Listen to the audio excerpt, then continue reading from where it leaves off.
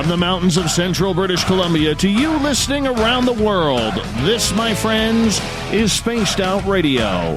I am your host, Dave Scott, sitting in the captain's chair of SOR headquarters. We welcome you to tonight's show, including Kingdom of Nye Radio and Revolution Radio. If you want to take a listen to our archives, they are free at youtube.com/Spaced Out Radio. Do me the favor, hit that subscribe button. Our website is spacedoutradio.com, where we have a plethora of features for you. Rock out to Bumblefoot. You can also read up on Captain Shirk's SOR Newswire. Do a little shopping at the SOR Vault. Join the absolute best, the SOR Space Travelers Club, for $5 a month, and so much more. Tonight's show is brought to you by Chive Charities. Help make the world 10% happier by making a donation to Chive Charities today. You can find them on our website. One of my favorite guests is back tonight. Cheryl Costa is a native and resident of upstate New York. She saw her first UFO at the young age of 12. She's a military veteran. She's a retired information security professional from the aerospace industry. She's been a speaker at numerous conferences because her presence is always requested because of her outstanding reputation as a journalist and reporter. Tonight with Cheryl, we are going to head down the road of consciousness. How does it tie into the events that people are experiencing with UFOs and other paranormal type situations? Then at the bottom of hour number 3, I will bring you the SOR Newswire, brought to you by Paranoia Magazine. Cheryl Costa, it is always a pleasure to have you on Spaced Out Radio. Thank you so much for joining us tonight. Hi, Dave. Hi, listeners. It's a distinct pleasure to be here. I also want to give a big shout out because recently you have actually started writing articles for the SOR Newswire, and I'm very humbled and pleasured on behalf of Captain Shirk, our news director, and everybody involved with the team to have somebody of your stature joining our news side to keep us up to date with your incredible reporting. Thank you very much. I had a lot of fun writing that, and I've got more coming. It's just I've got 2 books that I've got to have out before the end of the year. So I'm literally spending my days right now formatting the 2 books. One's about UFO, all the UFO articles I wrote for 7 years, and the other one is a novel I wrote back in 2011, 2012 timeframe that I finally got around to having edited. Well, either way, I know we are very blessed to have you on our team and writing for us. It just makes our journalism that we are trying to accomplish here on Spaced Out Radio with the SOR Newswire that much better. Let me ask you this, because last time you were on the show a number of months ago, we talked heavily about UFOs and disclosure and everything along those lines. But I wanted to know, how did you get into writing? What made you realize that after a career in aerospace that you wanted to be shifting gears and become a journalist? Oh, that's goofy. My English teachers voted me. I was really dyslexic as a kid. Nobody knew about it until I got in the Air Force. I graduated in the lower quarter of my class in high school, and all of my guidance counselors wrote me off as assembly line fodder, and that was it. That was the case. My English teachers voted me least likely ever to pick up a pencil again. Wrote it in my yearbook. Okay. And, there's this thing they used to teach us in school, especially in science class, that type of thing. There's a thing called maturation. You'll learn to walk or you'll learn to speak, as a little kid, when it's your time. Okay. And in my case, I was in my late 20s. For the other thing I flunked in the high school was math. And in my late 20s, one day it was like a switch went on. One day I was adding up my checkbook and I punched something wrong on the calculator. Next thing you know, I'm sitting here for 30 minutes playing with the calculator, looking at having the pattern of the numbers sing to me, so to speak, And then in my mid 30s, a switch went on and I began writing narrative. Now, that didn't mean I didn't. Well, okay, let's go back a little bit. In my late 20s, I was taking film classes. I studied film at the State University of New York at Binghamton. And somebody saw one of my films, and they took a VHS copy over and showed it to the writing professor, a media writing professor over in the theater department. It was a weird situation at school. The film department and the theater department didn't talk to each other. Okay, you would think there would be a natural synergy there, but they didn't. There wasn't.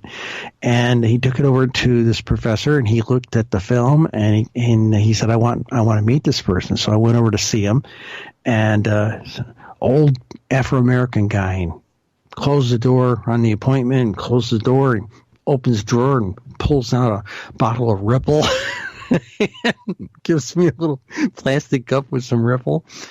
And he says, "I want you in my program." I says, "Look, I can't afford to take an English class where I'm going to get everybody's going to just make anything I write down on paper look like a mass shooting or something. You know, just the red ink was just terrible. I couldn't spell. My grammar and punctuation were horrible." Okay. And he said, "No." He says, "I saw your film." He says, "Most people pass my class by doing either coming to every single class, they might get a C to a B. If they write a reasonably good treatment for a film or a play, they'll get a C to a B. If they come in here with a full-fledged script, they'll probably get a B to an A." And I said, "Okay." And he says, "You went out and produced the freaking movie." You know, and that, so he ended up giving me for my film the first 2 semesters of credit for the program that he had. And he wanted me for the next year. And that's how I sort of got into media writing. But again, a switch went on, probably in my early 30s, and I finally actually did something with it. And I went out and wrote, over a period of about 5 years, I wrote about 30 plays. One-act plays, got a lot of them produced. And, of course, people ask me, I've never heard of you. And, of course, people never hear of playwrights in film, okay? You frequent, here's a wonderful film by Rob Reiner. Rob Reiner didn't write that thing. Somebody else wrote that. Rob Reiner directed it, okay? And frequently, the people who write and tell the story are not the people who get the very overt credit. And what happened in this situation was, you've never heard of me. Most people have never heard of me, but 500,000 people have seen my plays.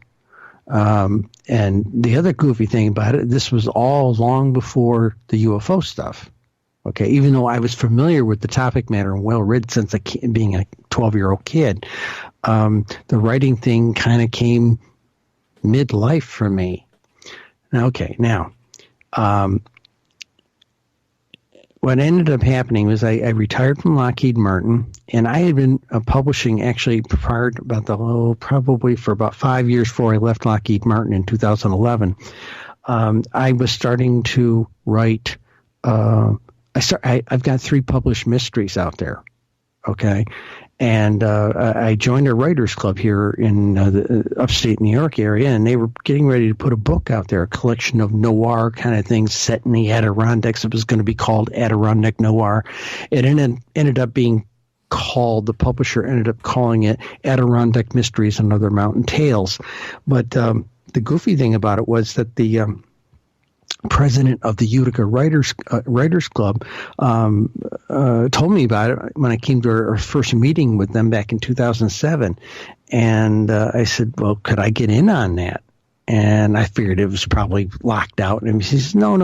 He says, "We've got about 6-7 weeks to get some stuff in." And he said, "If you can get something to me in 6 weeks, I said, "What's a word count?" He said, "About 7,000 words. And I kind of bit my lip. I could do 7,000 words standing on my head. So I went home and wrote a mystery novella. Came back, they loved it, and it made it into the first book. And then they came back and said, "Hey, that first book is really good. It's selling like hotcakes. Do another one." So they came back to all of the original 10 writers and said, "Can we have another story?" So we all wrote another story, and that book came out and did very, very well. And then they said, write volume 3. We did. And we got those stories turned in, and they went into a black hole for 5 years. Okay. Finally came out last June. But the bottom line was this. I was writing, doing a lot of short story writing. And when I was unceremoniously retired from Lockheed Martin. There was a whole bunch of us that were project managers, that type of thing, that came down and got the 40-year guys went out, and the 35-year people were retired out. They came to me. I was in the 30-year people, 32 years, and they said, "You're going to be retired on Friday.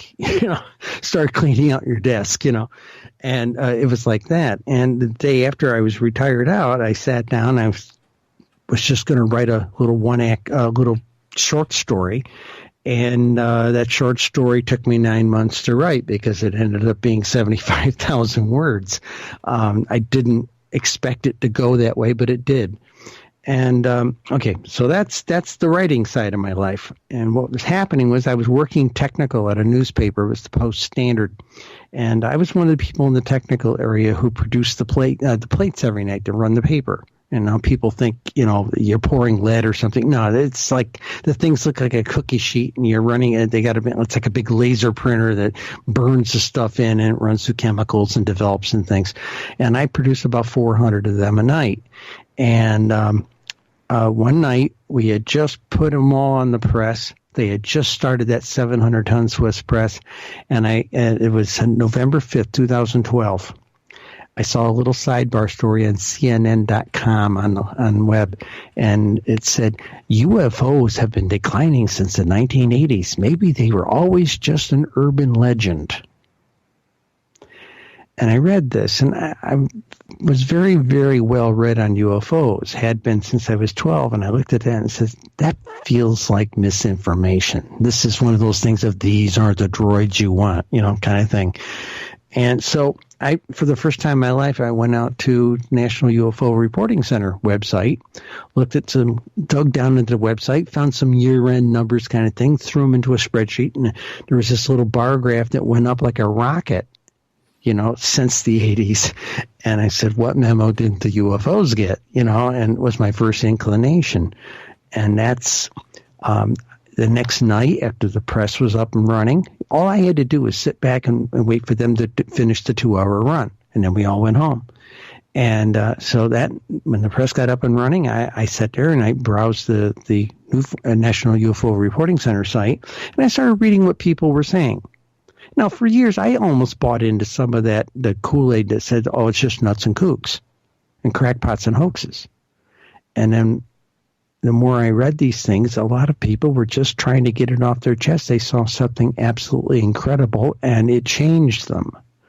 And the more of these things that I read like that, I started writing some stories and punching them up. My degree isn't exactly in journalism. It's in entertainment writing. But I punched up about 5 stories, took them around to some of the editors, got laughed out of the office, chased out of the office, escorted to the door by security. There's all these editors didn't want to talk to me about the topic matter. And then I met Larry Dietrich over at the Syracuse New Times, a little weekly free paper, so to speak, and he was willing to take a chance. He said, we'll try you out for a month. And he sort of had the tone of like in the Princess Bride. And the tone was, we'll try you out. We'll try you out for a month. We'll most likely take you off. And it had that tone of like the Dread Pirate Roberts in The Princess Bride. I'll most likely kill you in the morning, Wesley. Right. And a month later, he calls me up and he says, you got to come over and we got to talk to you. I thought, well, that's it. It's over with. And I walked in to the meeting 10 minutes late because I couldn't find a parking place. And when I walked in, he stopped talking to the group of people he was talking to, pointed at me and says, there's our rock star. And basically the UFO articles were taking off like they were being very well received. In a period of 6 months, I was doing very, very, very well, more than most of the columnists combined.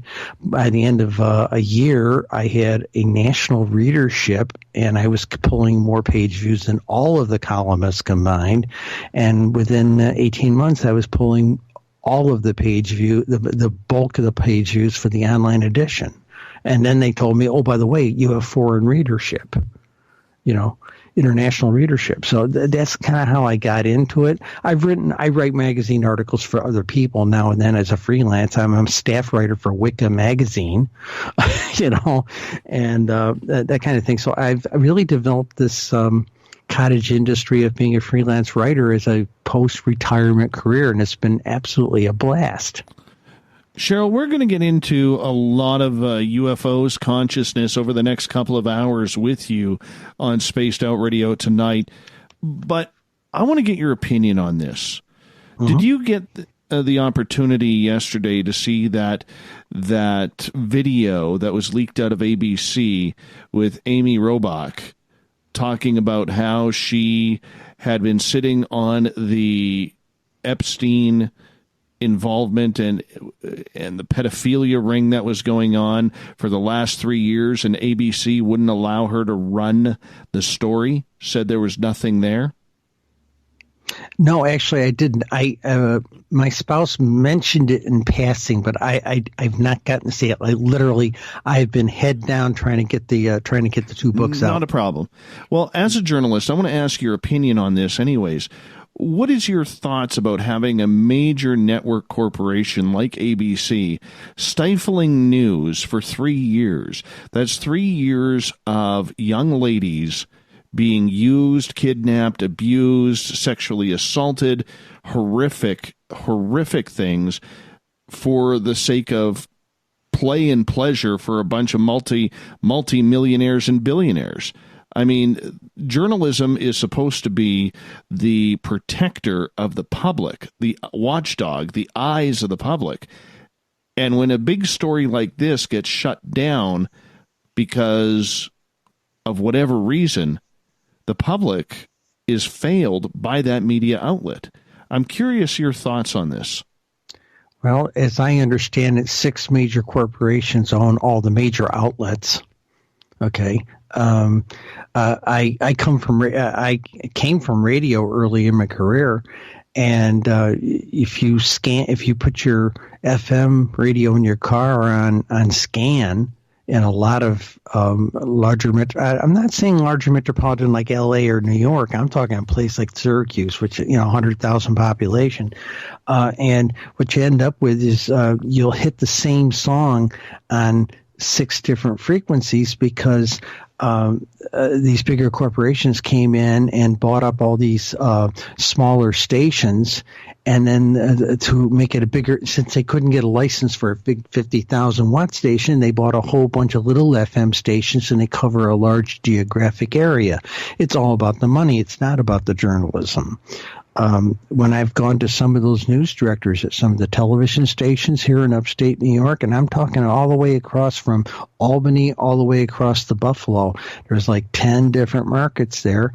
I gave them their UFO sightings by their market. I actually went in and I saw what counties were their markets and everything, and I went ahead and did a chart for their specific market. And they laughed me out of the office, laughed me off the conference calls, that kind of thing. Until quite literally about a month ago, I had a station down here in the Elmira Corning area, Market 176, that wanted to take me up on my proposal. I wrote them a letter and I said, how would you like a sweep article? UFO topic matter, 36% are believers, 46% are on the fence, and 17%, nothing to it. But 80% want to think the government's not being square with us. And I said, that's a heck of a market share. You want to slam dunk the rest of your competition in your market.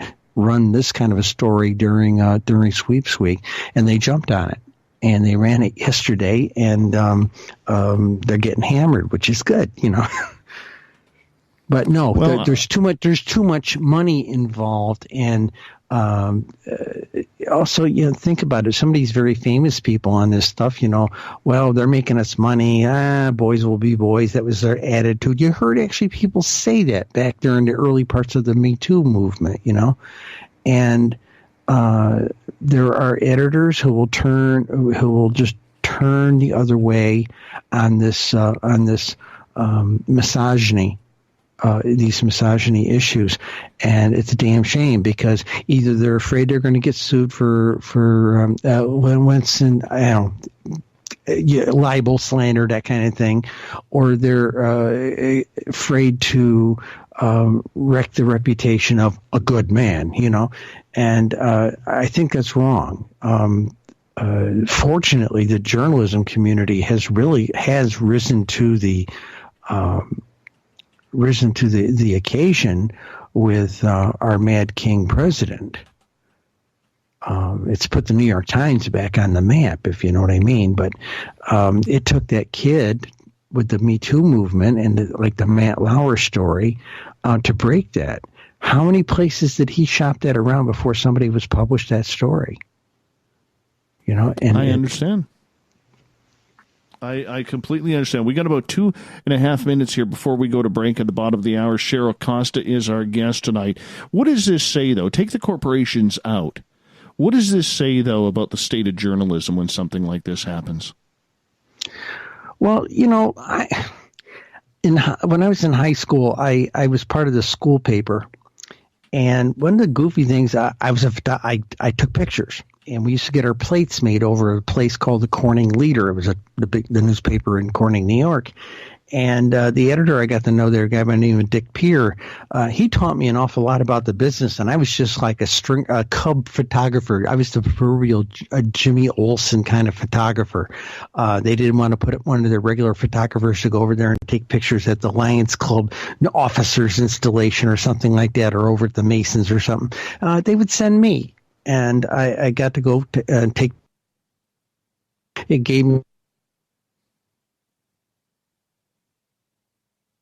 that kind of a part-time job. Came from a poor family, so it was very, very wonderful for me. But he told me we had a conversation one time over coffee, and he says, "Okay, pictures sell newspapers. Pictures of scandals sell more newspapers. Controversy sells newspapers." And of course, if you roll that into our current thing, that was part of my argument to my editor, Larry Dietrich, back 7 years ago, was controversy sells newspapers and makes page views. Let's do this. But would you believe that I use that pitch right now, and it isn't good enough for them? Wow. It's a little insulting. It is. I reached out to when the Syracuse New Times went out of business on the 26th of June, and we all did like a final story. You know, we all knew there was going to go at that date, so we all wrote final stories for our columns and our sections of the paper. And I went to the other big paper in town, and I said, "Look, I have this great UFO column. You know what kind of page views and attention I get. Would you like me to bring it there?" And I said, "I can offer you one additional thing." I said, "One, it caused controversy. Two, I've got a column that was getting ready. The management of the New Times was going to start publishing. They realized I was Cheryl, I'm going to get you to hold on right there. We're going to go to break at the bottom of the hour. Spaced Out Radio continues with Cheryl Costa. We're getting into UFOs and consciousness next on the Mighty SOR.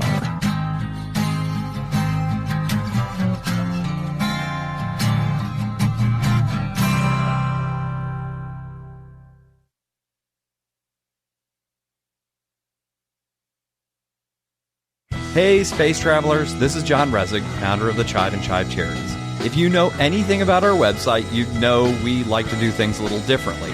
We're not some faceless organization collecting money for a nebulous cause. Our donor dollars go directly toward life-improving items. Then we give those items directly to an underdog who needs it most. To become a donor with Spaced Out Radio's official charity, Chive Charities, just go to chivecharities.org/donate.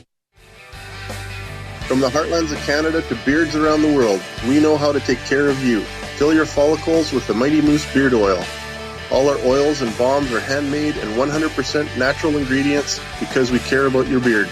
And hey, use the promo code SOR2019 and get your Mighty Moose Beard Oil today. You can check us out on our website, mightymoosebeard.com.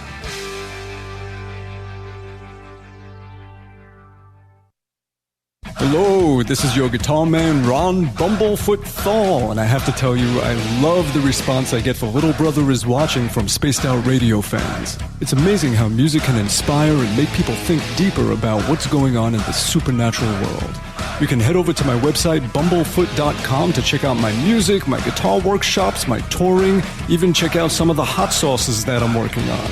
And make sure you keep on listening, because with Spaced Out Radio, you know Little Brother is watching. Finish off your weekend and kick off your new week with me, Everett Thiemer, right here on Spaced Out Sundays. I'm going to bring you great guests, a little bit of snark, and plenty of information to think about. But don't worry, there's going to be plenty of woo as well. We are going to hit everything in the paranormal and supernatural, including the odd psychic Sundays. So tune us in on Sunday, 9:06 p.m. Pacific, 12:06 a.m. Eastern, right here at spacedoutradio.com. Heading to Vancouver and looking for a night on the town? The Moose Vancouver is the bar that never stops rocking until 2 a.m. every night. The Moose has great food with everything on the menu from $6.95 to $8.95. Fantastic, vibrant staff and rock and roll that will bring you back to when the music was real, the hair was long, and the guitars were rocking.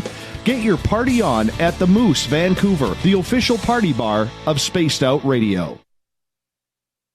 Every night on Spaced Out Radio, we have places for you to hang out. Hi, this is Carl. Join our SOR Space Travelers group on Facebook for live chat. On Twitter, using hashtag Spaced Out Radio, you can also join us in our Spreaker chat room. Check us out on Instagram at Dave Scott SOR. All of our archives are free on YouTube at Spaced Out Radio. By the way, I'll be watching you at your window until you do. Bye! We're adding to the entertainment online for Spaced Out Radio. I'm Amber Beckrud, and I want to invite you to subscribe to our YouTube channel and check out Cryptid Tales, where I will take you on a journey into some of the strangest legends and lore from around the world, relaying the stories to you of the strange creatures and experiences that people have had throughout time. You can find Cryptid Tales at youtube.com/Spaced Out Radio, and while you're there, don't forget to check out our free archives and leave a comment. See you there. Are you having encounters with the paranormal, supernatural, or ufological that you cannot explain? Look no further than the SOR Sightlines Report, brought to you by the Experiencers Support Association. This is Ryan Stacy, head of the Research Association, TESA. Soon on the Spaced Out Radio website, you'll be able to file your reports and have them researched for you. We are independent and ready to help Spaced Out Radio listeners today. Move over, brother, and let me own Saturday night. This is Rich Giordano, and I'm inviting you to tune on in to Spaced Out Saturdays starting at 9 p.m. Pacific, 12 a.m. Eastern, where I'm going to bust open the lids on everything paranormal. Why? Because we want answers, and I'm the guy who's going to deliver those answers to you. Join the chat rooms, and we'll see you this Saturday. Just be there. No, really. Hey everybody, the SOR Space Travelers is open. For just $5 a month, you can hang out with Dave and our crew privately in our members-only section. With your signing, you'll receive newsletters on what's going on with Spaced Out Radio. You'll have direct contact with the host during the show in our chat, live streaming videos, and a great forum for your posts and more. Become a Space Traveler now at spacedoutradio.com.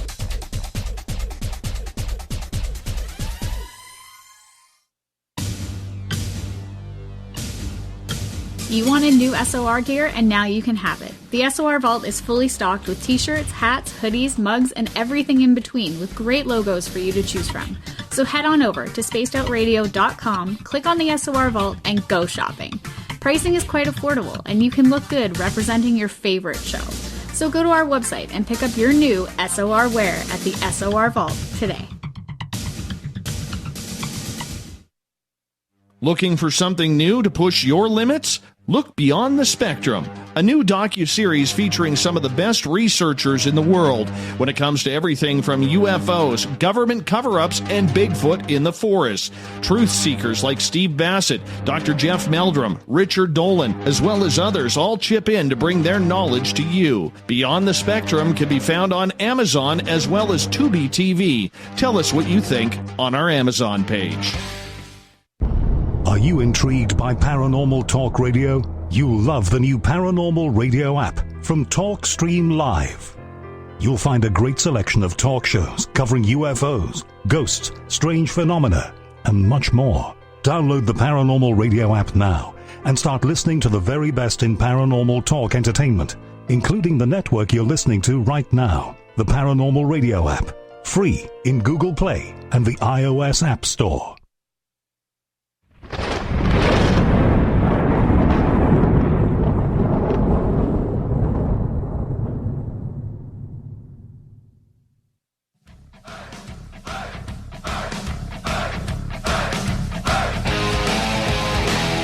Welcome back to the second half hour of Spaced Out Radio. Tonight, I am your host, Dave Scott, sitting in the captain's chair of SOR headquarters. Great to have each and every one of you with us. Reminder to all of you that if you've missed portions of this show or others, you can always head on over to our archives. They are free at youtube.com/Spaced Out Radio. Do old Davey the favor, hit that subscribe button. Our website is spacedoutradio.com, where we got a plethora of features for you. Rock out to Bumblefoot. Read up on Captain Shirk's SOR Newswire. You could get yourself a membership to the SOR Space Travelers Club for $5 a month. Do a little shopping at the SOR Vault, and if you want a new good book, head on over to We Read the Night. You can get it right there. Cheryl Costa is an author, researcher, published journalist. She's a phenomenal researcher when it comes to everything strange, weird, and if it even pertains to the government disclosure, she's in on that as well. There's not much in this field she hasn't accomplished, and we're glad to have her on as a guest tonight. Cheryl, welcome back. Thank you. Not a problem. Not a problem. Cheryl, right before the break, you were talking about how you got into writing and how your newspaper that you were at down in Syracuse got shut down, and people are all over searching for your new articles. I wonder if you would have finished off that story before we get into UFOs and consciousness. Okay, where we're at right now is I went around and had to be in that pitching situation of going out and pitching. And again, I find myself being I've got credentials this time. Okay, I've had major newspapers around the planet do major pieces on me. Okay, the New York Times wrote about my book. You know, all these other people wrote about our book. And I've had a successful track record with the page views. As my editor, back when I was in high school, I had an editor at the newspaper. I was like a cub photographer for them. And he said, pictures sell newspapers, pictures of scandals sell more newspapers, and controversy sells. And that was the first thing he taught me in the newspaper business. The management of some of these radio stations, because they're controlled by a whole bunch of guys out of town. When I used to joke, I used to call them the college guys out of town. And you can't get a job. In fact, I had one station down here just begging for some talent. And I had to apply to some major corporation. Couldn't even get an interview. And I've got a 5-page curriculum vitae, you know. And I said, this is nuts. There are people who couldn't do an air show to get themselves out of prison. You know what I'm saying? They couldn't write an article to get themselves out of a bag, as they say. And these guys are not putting anything creative on. Nobody's willing to take a chance. They're all, oh, I can't do that. You know, it's too risky. I'm in under contract right now for a national television program for UFOs. And we're approaching it from the standpoint of data, and then going and doing the research with other types of investigators, and not, you know, spending half the program in Mrs. Murphy's barnyard, you know, that kind of thing. This is going to be a science show, and it's taken a long time to develop over the past year. But you would, you know, sometimes pitching to these, my producer and myself pitching to some of the people in the acquisitions departments of these networks, it's like pitching to goldfish. True, but I had an answer to that. I was talking to Chuck Contreras, our syndication director, earlier today in the past couple days about this. And the problem that he has is with radio right now, it is in such a state of influx because of the popularity, especially with the younger generations with podcasting, that they can just go onto Apple or Google or Spotify or Stitcher or wherever, SoundCloud, and download what they want, that these radio stations aren't willing to give a lot of places a lot of opportunity, or a lot of new shows a lot of opportunity. So even though their programming may not be of high quality, they're not making the changes to get better because they figure you're better with the devil you know than the potential devil that you don't know. Agreed. And that's where these program directors are more for their own job security than trying to create a better product to try and create more revenue and create more audience. It's about holding on to what you have rather than trying to build on what you have. In the 90s, some other women and I were like fan regulars to an afternoon shock jock show. Okay. And so your audience knows I'm a post-op transsexual woman. Old news, happened 30 years ago. But so a couple of us got together, and one of the girls who was a part of this sort of fan regulars little posse, so to speak, she worked at another big radio station, and she got us some time on a weekend to come in and cut a demo tape. And their operations manager was sitting there, and me and this lady by the name of Frances, the biggest hooters you've ever seen. You could hide a can of Mobile 1 in her cleavage. That was part of our shtick, And NASA builds her bras, that kind of thing. And so we had the blonde bombshell and the bionic woman, that me being the bionic woman. So they sat us down, and they opened the mic key. We're rolling tape, and they said, okay. And the two of us went into a little banter. And 20 minutes later, we kind of logged off that banter. And the operations manager looked at us and says, how many years you girls been working in radio? And we grinned at him and said, about 10 minutes, The bottom line is there's some really good talent out there. So we went off and started a little program in a little broken down AM radio station, and we had a tough time even selling that. And within a year, Howard Stern's producers heard us, called us up on the phone and said, you're on too early by 2 hours. Move yourself after 10 o'clock. Take off the gloves. And we did. And the show ended up moving up to a 50,000 watt station a year later. But the thing is, those entry level jobs in broadcasting have gone away, because what they've done is they've automated those stations and feed them from satellite, and it's all automated and everything. There's no real staff there. And like I said, you can go down the dial, and if they're FM stations, you can sit there and hear the same song as you scan down the dial, because they're trying to cover a bigger footprint by using 5 or 6 or 7 stations, and you see this a lot with the public radio stations, but you're seeing it a lot now with commercial, and they aren't willing to try something. And a couple of years ago, when I saw that all these corporations about 10 years ago, were buying up all these stations, I said, where is the next generation of talk hosts and personalities on the radio going to come from? There's no farm team anymore. And the podcast is sort of giving us that. I've heard some atrocious podcasts, but I've heard some really, really professional ones. I'm on the KCOR network out of Las Vegas, and I do a show on witchcraft and mysticism. And we've got a small listenership, but most of it's all, would you believe, probably 70% of our listenership is convenience listening with the MP3 that's in the archive later that day, So audiences are adjusting to that convenience. Yes. Yeah, that's exactly it. Exactly it. And we see it here, too, with our numbers. Our downloads are incredible. But, we could talk radio all night. I know the audience wants to hear about consciousness. UFOs, consciousness.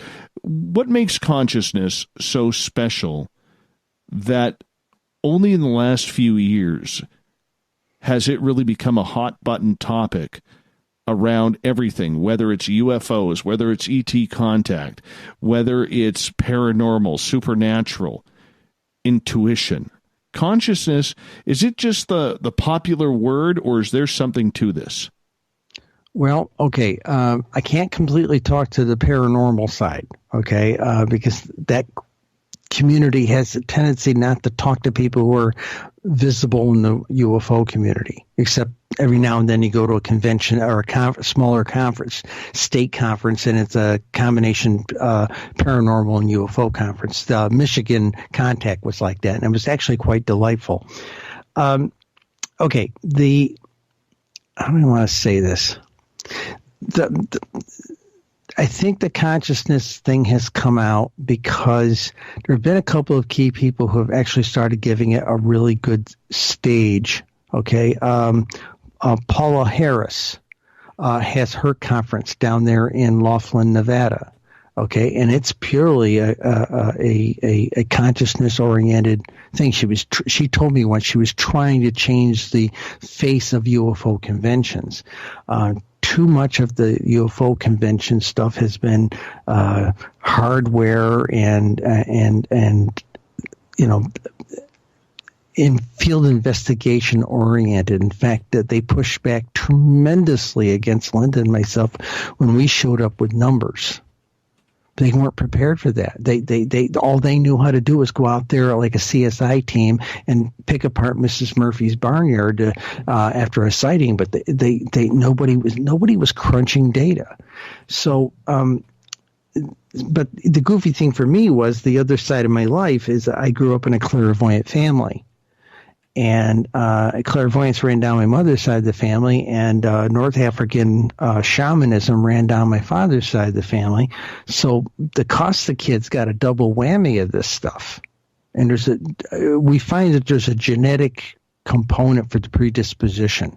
Okay, most people who are familiar with it know this. And so when I started hearing some conversations about consciousness in the UFO community, I started having a few conversations on shows like this about it. I said, I can talk to that topic matter. And I got read up on the CE5 or Close Encounters 5 protocols. And they're doing a lot of things right. They are doing an awful lot of things right with reaching out. And, of course, the hardware people say, well, that CE5 stuff's only it can't be verified. And we really need a hardware technical solution to verify that it really is happening. Communications with ET is happening. But I spent 7 years in a Buddhist monastery. And one of the things I learned in that monastery was our consciousness touches everything, everywhere, everywhen. And all the knowledge in the universe is out there and can be touched and can be learned.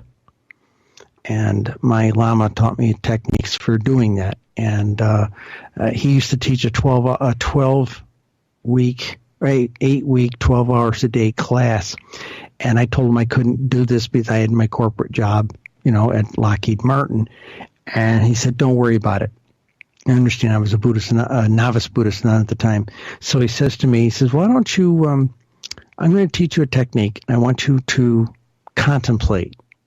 Go into meditation and contemplate. And he gave me some things to reference for my contemplation. 12 weeks later, I get a call from his aide, and he says, come on over, the teacher wants to see you. So I go in, he's got 25, 30 monks and nuns inside the teaching room at this temple, and he sees me in the hall, waves me in, has me sit down, and he starts doing a quiz with all these people who've been with him for 12 hours a day for 8 weeks. And during the course of this, about every fifth or sixth question, he'd ask something, and everybody's looking at themselves, we don't know the answer to that, And he would look over to me, and my title was Ani, which means auntie, or it's a Tibetan terminology for nun. My name was Tashi, so Ani Tashi. Can you tell us why that is? And I would give an answer. And so another 5 or 10 questions, again, another one of these goofy questions, and I would give the answer. After this happened about 5 or 6 times, one of the senior monks stood up and said, hey, this is one of the flunkiest novices we have in the place, and she's answering questions we can't. How come? And he got a big grin on his face and says, how did you do this? And I said, well, you told me to contemplate the subject matter of this whole lecture series. I did, and I didn't know I learned anything, but the answer was just in my head. And that's how this works, is you don't have a big booming voice telling you what it is. It's just you ask the question, and the next thing you know, if somebody asks you that question, you happen to know the answer. It works that way.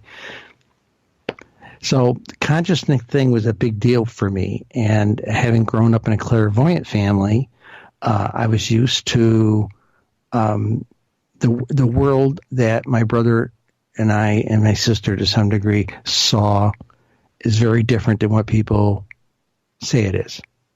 I got sent to Catholic school, but by the time my brother and sister were going to school, my parents decided not to send them because my attitude after, by 5th or 6th grade was, Mom, Dad, they teach us this in Catholic school, and the world isn't set up that way. We see a completely different world. We're clairvoyant, for goodness sakes, and it's very different than what they're teaching.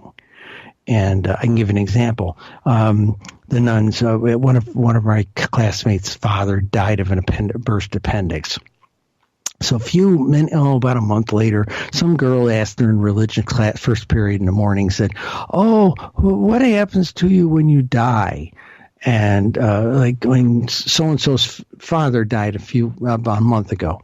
"Oh, he's in heaven with God." And I glance over, and I'm looking at my classmate, and his father's sitting on the cabinet,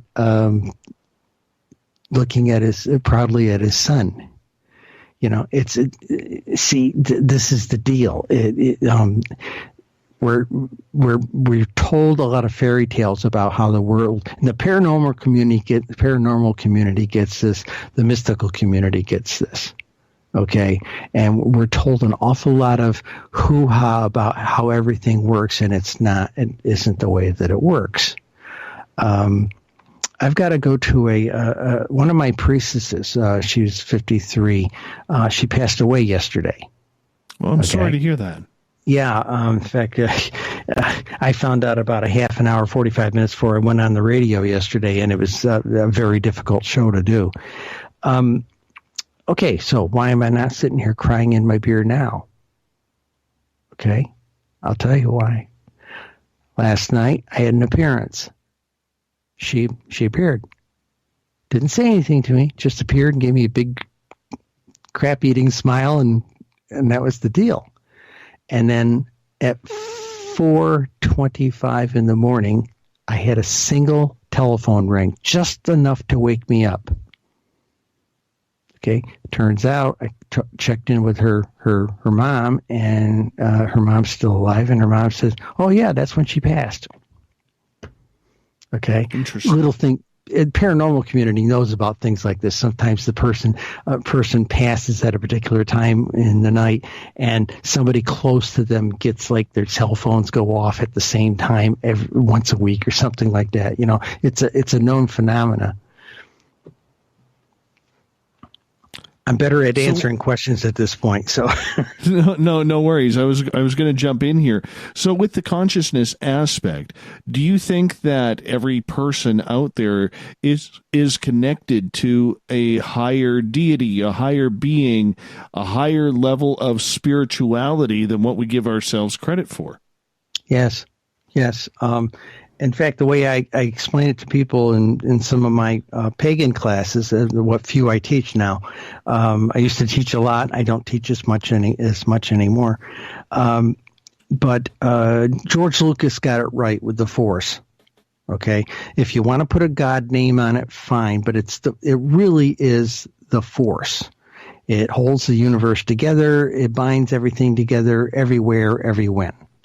Okay, and our spark of life is not separate from it. It just happens to be, it's connected to it, but it's connected at a very, what I'm going to call it a subliminal level, actually a very primitive level. We in witchcraft aspects of it, we call it the younger self. And the greater consciousness is what we call the higher self. And the part that's talking to you now is called the talking self. And one of the big illusions you see in the movies of witches and mages and powerful magicians, they get up there and they read this big, powerful incantation. The younger self doesn't understand words. Okay, I can always tell a bunch of Wiccans that probably were Catholics about 3 years ago, because they'll come in with a great big oratory to read as an incantation in their ceremony. People who really do manipulative mysticism, magic, it's all done with visualization. It's done with pretty pictures. It's done with charades. It's done with music, tarot cards. It's done a lot. It's all done visually. It's all nonverbal. Okay, real magic is done non-verbally. Okay. And that's a tough thing to learn, especially these days with everybody but a cell phone in their hand. I put a meme up in the last day or so. I said, if you truly want to learn magic, you have to learn to not make your cell phone the entire focus of your life. If you really want to learn magic, I recommend at least 1 hour of non-cell phone time a day minimum. And that's the deal. So yeah, we're all connected to the great force of consciousness, everything, everywhere, everywhen. If you want to put a God face on it, that's fine. In Hindu, they refer to the force as Brahma, and all the other gods are simply different aspects of the same tree, so to speak. And this pretty much goes with any pantheon you wanna put your fingers into and learn a little bit about. I originally started as a Wicca priestess back when I was in the Navy. Wicca priest in those days. Somebody introduced it to me, and it really rang to me. It really sang to me. And then the goofy thing about it is that over time, you can stay one thing in the craft traditions, the pagan traditions, or you can evolve. And I went on an exploration of evolve, and that thing. I had a number of teachers over the years. Some of them were Native American, some of them were different other flavors of magical and mystical traditions. Heck, I spent 7 years in a Buddhist monastery trying to get to the bottom of it all with them, and I did. I learned an immense amount. And is it right there in a book? Did I walk into that monastery and open up a book they had on the shelf? No, but if being experienced in magic, as I was at that point, had 20 years under my belt, a friend of mine and I, who was also another Buddhist nun, who happened to be another Wicca priestess, and we were able to sit there and go through the Tibetan ceremonies and pick them apart like we would take a car apart and figure out how it all worked, So the mechanic, everybody has the mechanics. They dress it up with different robes, dress it up with different languages, dress it up with different deities, but it's all basically the same magical physics and technology. Cheryl, I'm going to get you to hold on right there, because when we come back from the break, there's a lot of people investigating the tie-in between consciousness and UFOs.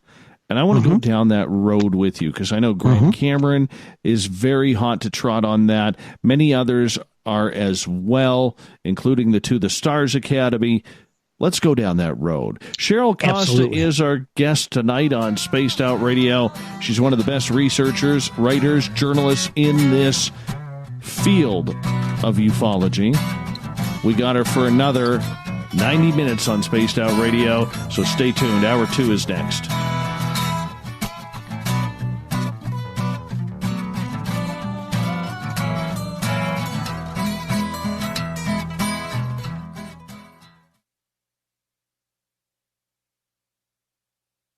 At spacedoutradio.com, we have a little bit of everything for you to stay up late. So while you're there, check out our SOR Newswire, where our team brings you stories of the weird and strange to the WTF from around the globe. News on Bigfoot, UFOs, paranormal, Darwinian-type crime tales. It's the stories that the mainstream media usually won't touch. Well, we got them all on the SOR Newswire, only at spacedoutradio.com. The Call of the Wild is in Vancouver. The Moose Vancouver is one of the hottest bars and restaurants in the city. Open until 2 a.m. nightly, the Moose will rock you like a hurricane all night long. Great food with everything on the menu at $6.95 near the corner of Nelson and Granville. Get your horns up and come rock with us. The Moose Vancouver, the official rocking bar of Spaced Out Radio. Visit purpleplates.com today. For over 40 years, the Purple Energy Plates have been delivering amazing results for their many customers. Inspired by the great genius Nikola Tesla, the harmony, healing, and energetic effects of the plates have proven over and over to be beneficial and often miraculous to thousands of customers. Check their site for daily specials and choose from their many energy products. You won't be sorry. Visit them today at purpleplates.com. Hi, this is Amber Beckrud, and I want to invite you to subscribe to our YouTube channel where we store all of the SOR show archives for free. And as an added bonus, every 2 weeks I'm posting brand new content on Cryptid Tales, where I will get into some of the spookier legends and folklore from around the world and tell the stories that go with them. Find us at youtube.com/spacedoutradio and check out Cryptid Tales today. Drop a comment and let me know what you want to hear. See you there. Are you having encounters with the paranormal, supernatural, or ufological that you cannot explain? Look no further than the SOR Sightlines Report, brought to you by the Experiencers Support Association. This is Ryan Stacy, head of the Research Association, TESA. Soon on the Spaced Out Radio website, you'll be able to file your reports and have them researched for you. We are independent and ready to help Spaced Out Radio listeners today.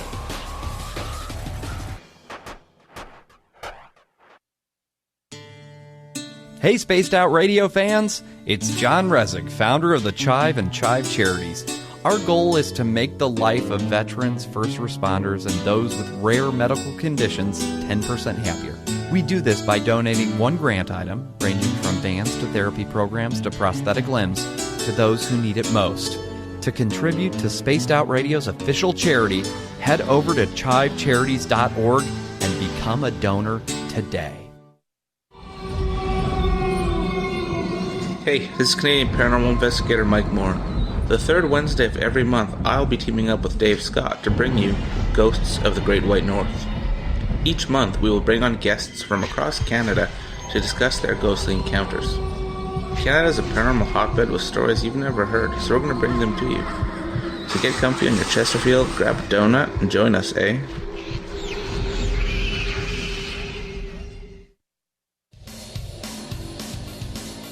We all know on Spaced Out Radio we love a good beard and mustache, so why not take care of your facial hair with Mighty Moose Beard Oil? Made in Canada, we're taking care of beards and stashes around the world. We use 100% natural ingredients with our oils and balms to make your whiskers feel silky smooth. Use promo code SOR2019 at MightyMooseBeard.com today.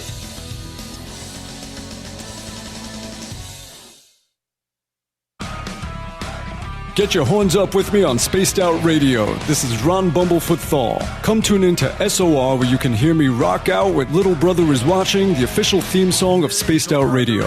And then come on over to bumblefoot.com where you can find out about my tour schedule, my music, and everything else. Bumblefoot.com keeps you up to date on what I'm doing and the best way to stay in touch with my music and music camps. Sign up for my newsletter at bumblefoot.com and remember, Little Brother is Watching. For the price of 1 cup of coffee a month, you can become an SOR Space Traveler. The Space Travelers Club is a place where you can interact with other listeners, either live during the show or on our great forum. We want your stories, pictures, comments, and ideas. You'll get live video streams, exclusive content, and be a part of our newsletter. Stay in touch with everything SOR. The Space Travelers Club is just $5 a month at spacedoutradio.com. Hi there, this is Geraldine Orozco from San Francisco's Bay Area Meditation. I invite you to join me the first Tuesday of every month with Dave Scott for Spaced Out Radio's The Spiritual You. In this fast-paced world we live in, it's time for you to take some time for you. We'll cover every possible subject from powerful meditation to healing techniques to your own intuition and spirituality. So come join us for The Spiritual You.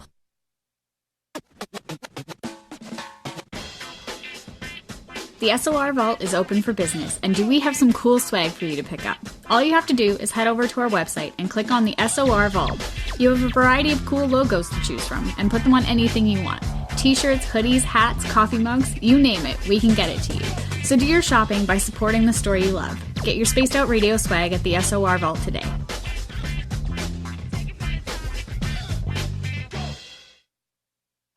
Come hang out with Spaced Out Radio where we own the night. This is Carl. You can follow Dave on Twitter at Spaced Out Radio, and during the show, use the hashtag Spaced Out Radio to chat with us live.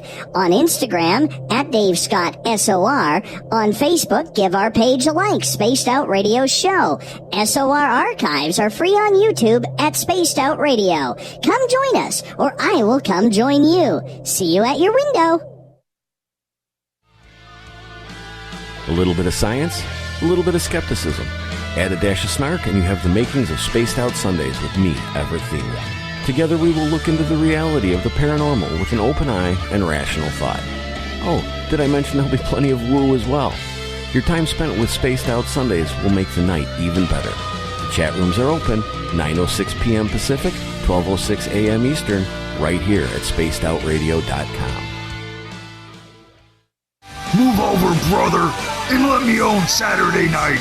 This is Rich Giordano, and I'm inviting you to tune on in to Spaced Out Saturdays starting at 9 p.m. Pacific, 12 a.m. Eastern, where I'm going to bust open the lids on everything paranormal. Why?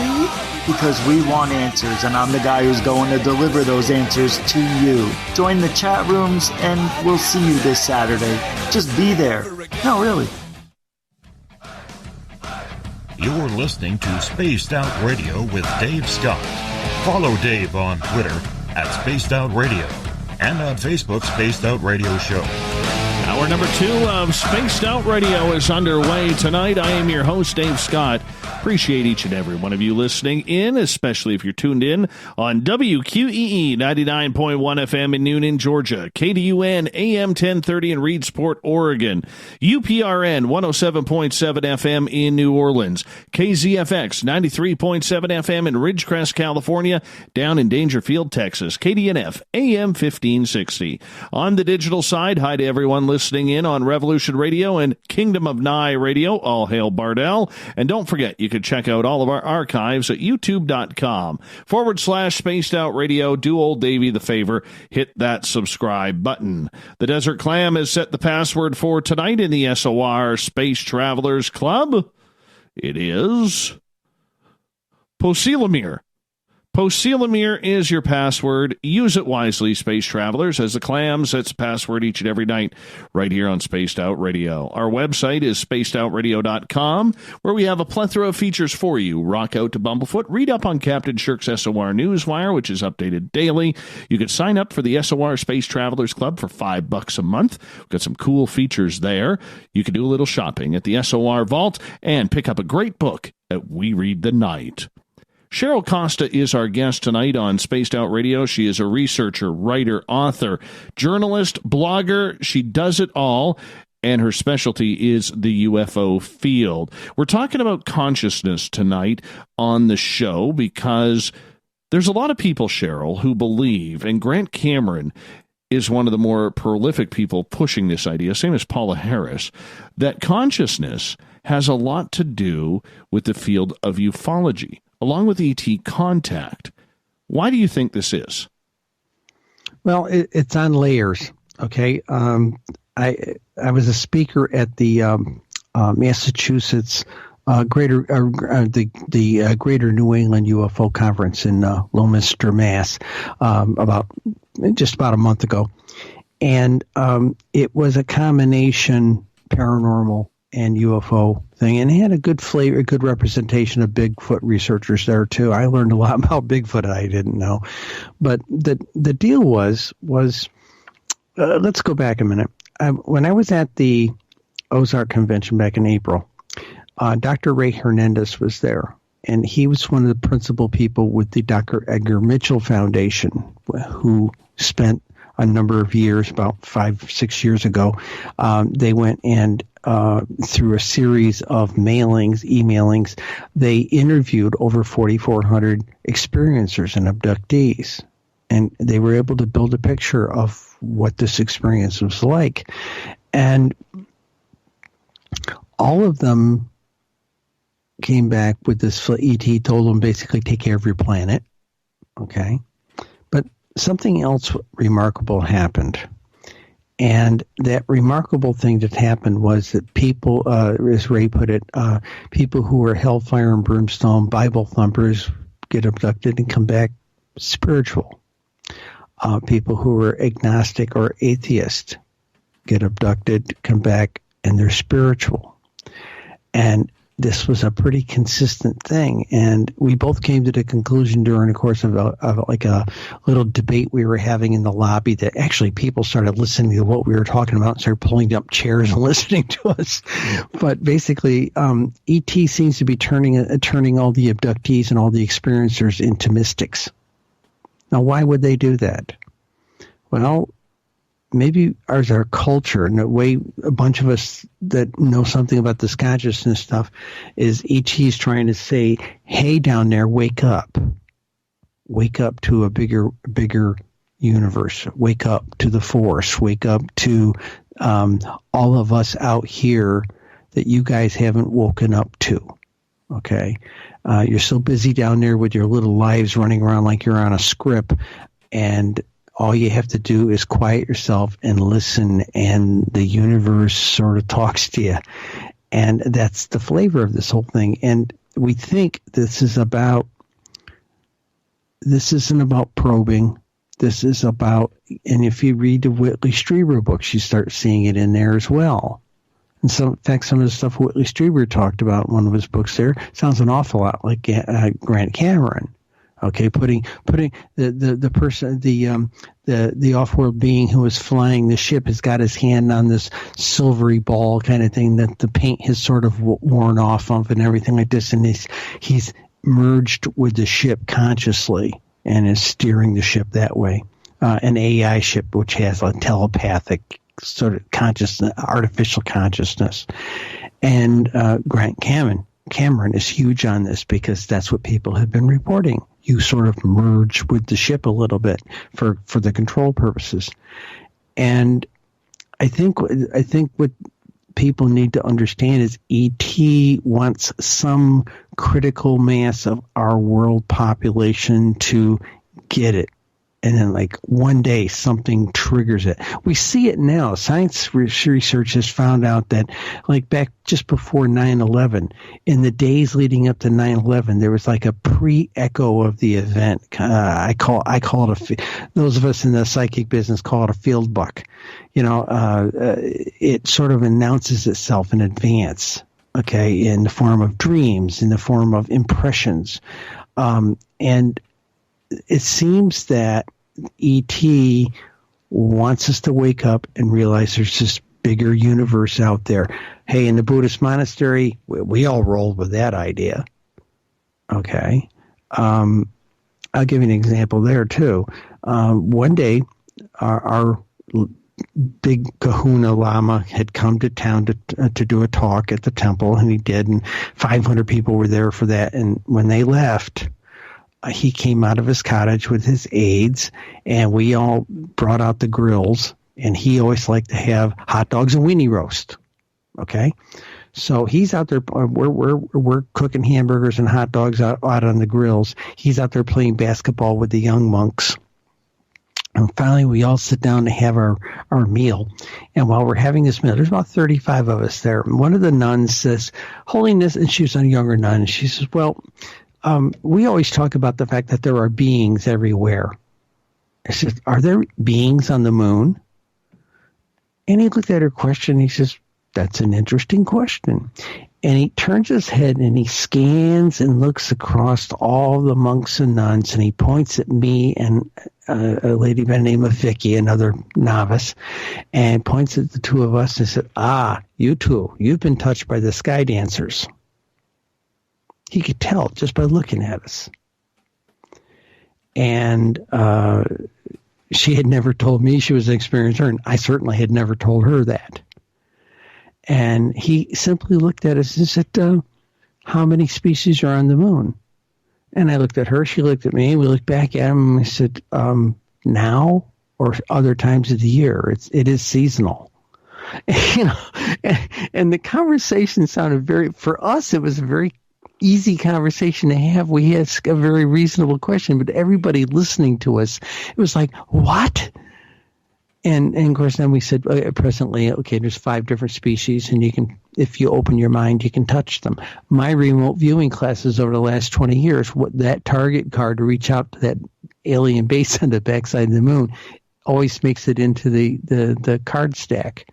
And everybody who's probably let's see, we average about 8 to 10 people in a class. I've done 5 of them in the last 20 years. And it isn't just like a one-day class. This is like a 6-month class every Sunday for like 6 months, or every other Sunday, that type of thing. And every one of them has touched these folks. And if you touch the ones on the backside of the moon, the readers the remote viewers come out of their session and said, whoever those folks were, they didn't want us to come back. Okay. Wow. Okay. So there are people to touch. Okay. There are off-worlders to touch, other consciousnesses to touch. Our whole culture, most of our religion, in mystical religions and things like this, there's the outer, inner, and secret circles of knowledge, okay? Everybody just going to church, that's the outer circle. That's the one everybody goes to. Everybody gets the same prayer book and all this kind of stuff. Now, somebody decides to study it deeper, that type of thing. Well, that they kind of get invited into kind of a little bit more of an inner circle, that type of thing. And then eventually, people typically in those traditions, somebody who's really sharp really picks up on it, and that inner circle kind of thing gets invited into the deeper conclave, so to speak, and into there was a great term in the movie Yentl. Okay, the school has rooms within rooms. Okay. And she actually sings that line in a song. I'm studying at a place that has rooms within rooms.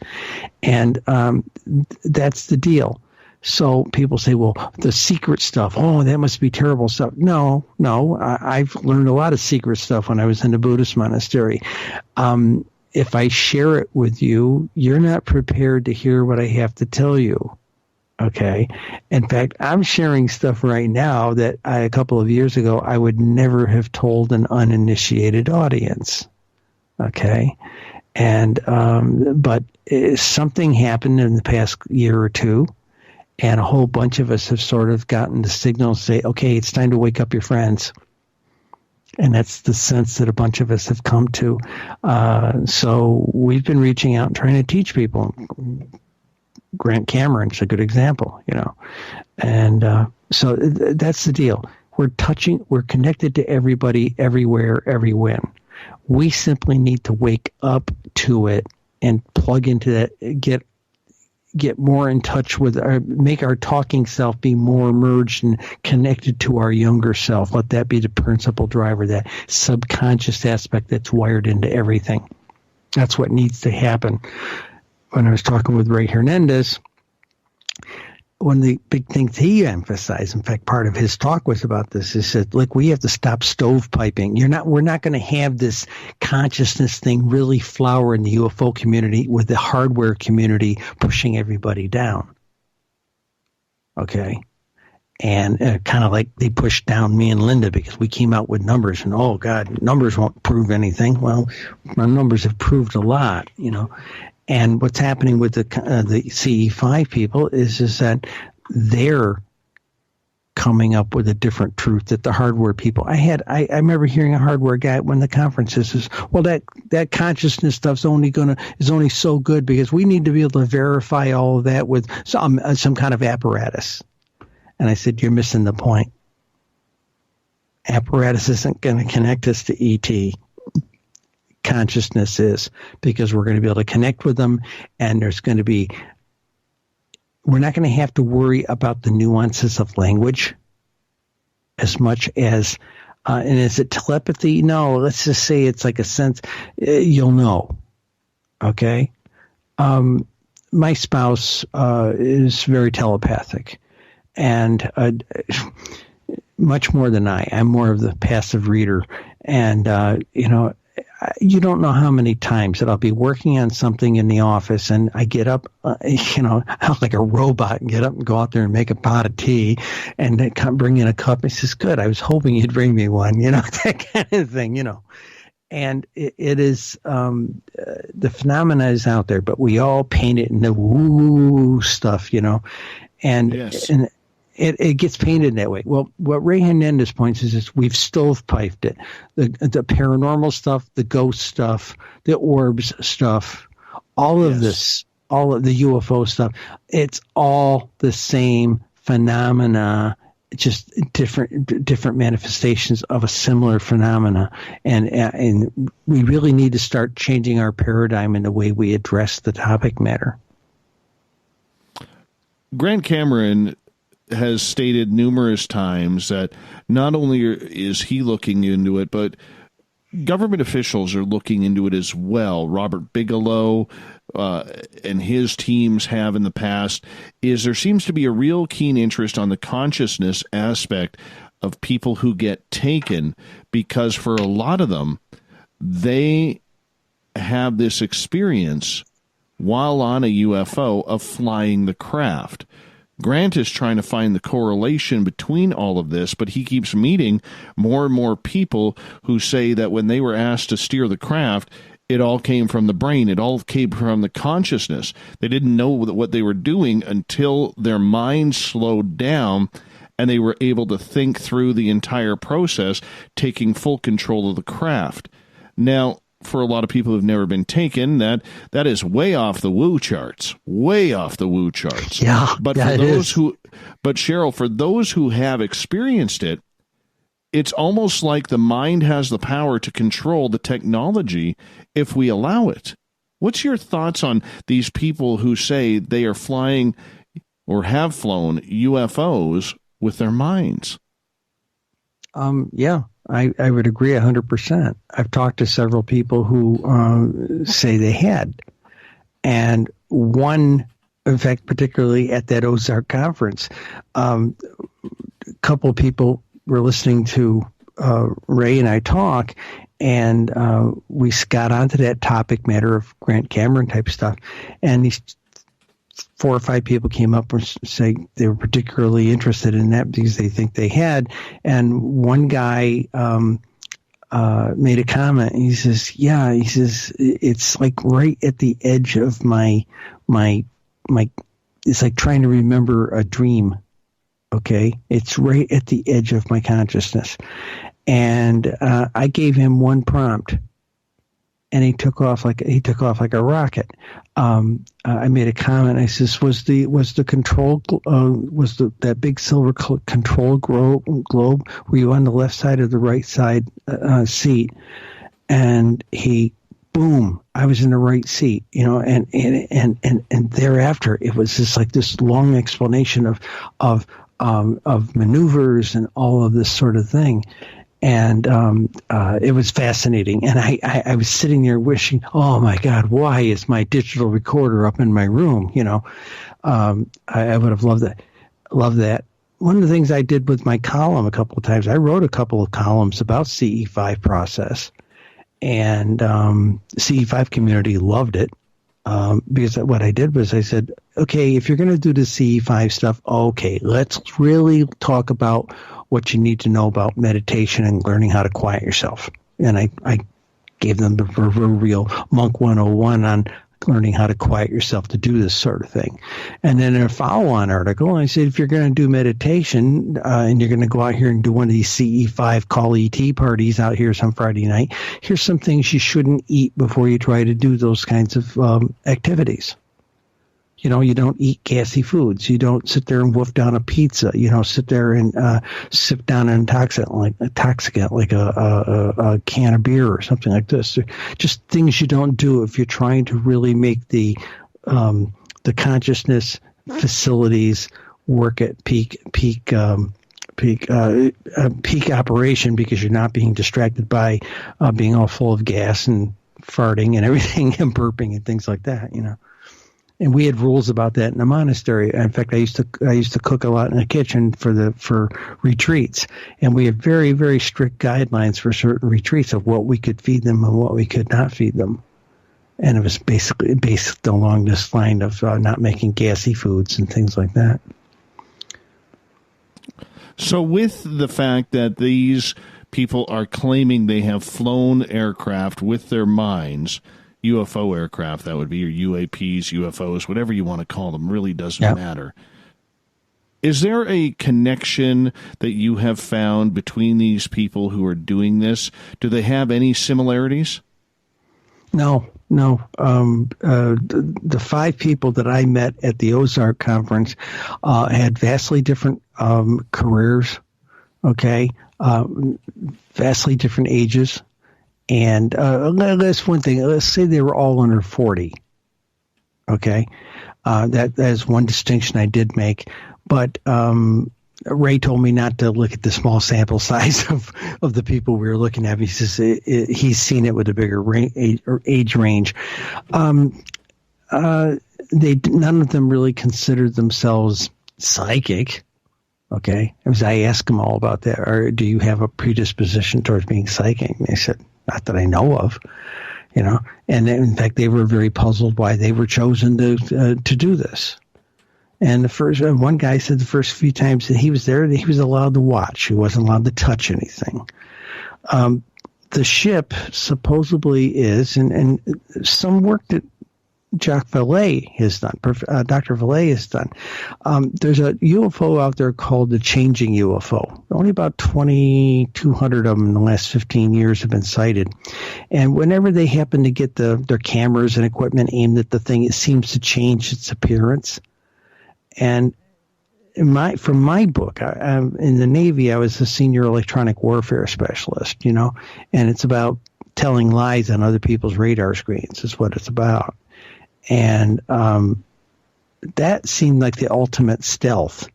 You got a ship up there that's got an artificial intelligence on it that has like a telepathic capability. It senses you're looking at it, and it just literally either plants something in your noggin to tell you it looks like something else, or it changes some kind of mechanism so it appears to be something else. And that goes right along with this whole consciousness thing. And if they got ships out there that have that are sentient beings in their own right, they're living artifacts, then they're light years ahead of us, as far as the technology is concerned. We got about 45 seconds before we go to break. At the bottom of the hour here, Cheryl Costa is our guest tonight. Cheryl, in regards to the people, is it more men than women, more women than men who are experiencing this? Actually, women seem to be predisposed a little bit more to it. But our culture tends to let women be a little bit more predisposed to such things, if you know what I'm saying. I've got people in my family, and I'll say this real short, that like brother-in-laws, that kind of thing, that don't give any polite lip service to the fact that in our household we sit down at Thanksgiving dinner and talk about the fact that, the new dormitory where Susie's going to school is haunted as heck, because she's counted all these entities walking up and down the halls. They don't pay any, they don't give it any polite lip service. They say, that's BS, And all so, right. Cheryl, hold on. I'm going to get you to go. We're going to hold on right there. Cheryl Costa on Spaced Out Radio tonight. Consciousness is the topic du jour. Stay tuned. More with Cheryl right after this.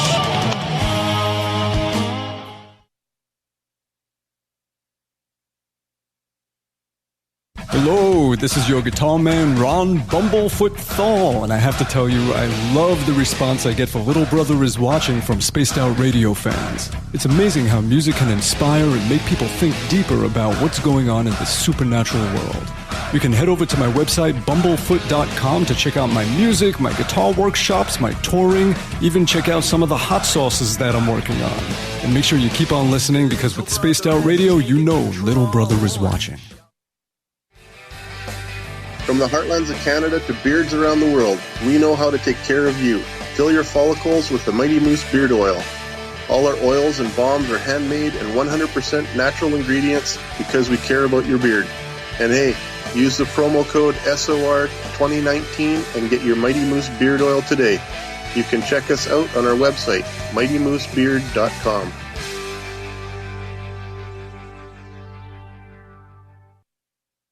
Every Every night on Spaced Out Radio, we have places for you to hang out. Hi, this is Carl. Join our SOR Space Travelers group on Facebook for live chat. On Twitter, using hashtag Spaced Out Radio. You can also join us in our Spreaker chat room.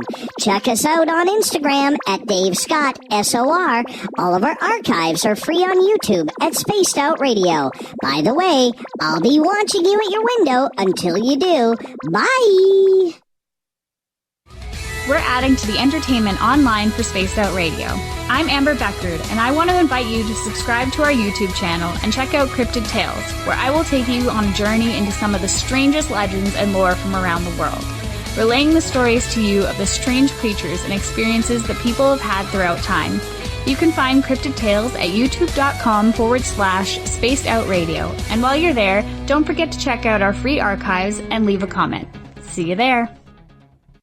Hey, space travelers, this is John Resig, founder of the Chive and Chive Charities. If you know anything about our website, you know we like to do things a little differently. We're not some faceless organization collecting money for a nebulous cause. Our donor dollars go directly toward life-improving items. Then we give those items directly to an underdog who needs it most. To become a donor with Spaced Out Radio's official charity, Chive Charities, just go to chivecharities.org/donate. Looking for a place to advertise at a very reasonable cost? Look no further than Spaced Out Radio. SpacedOutRadio.com has an advertising tab that you can click to check out our daily, weekly, and monthly packages to play on the radio, or our website including social media. From commercial spots to banners, we have it all. Check out our competitive pricing today.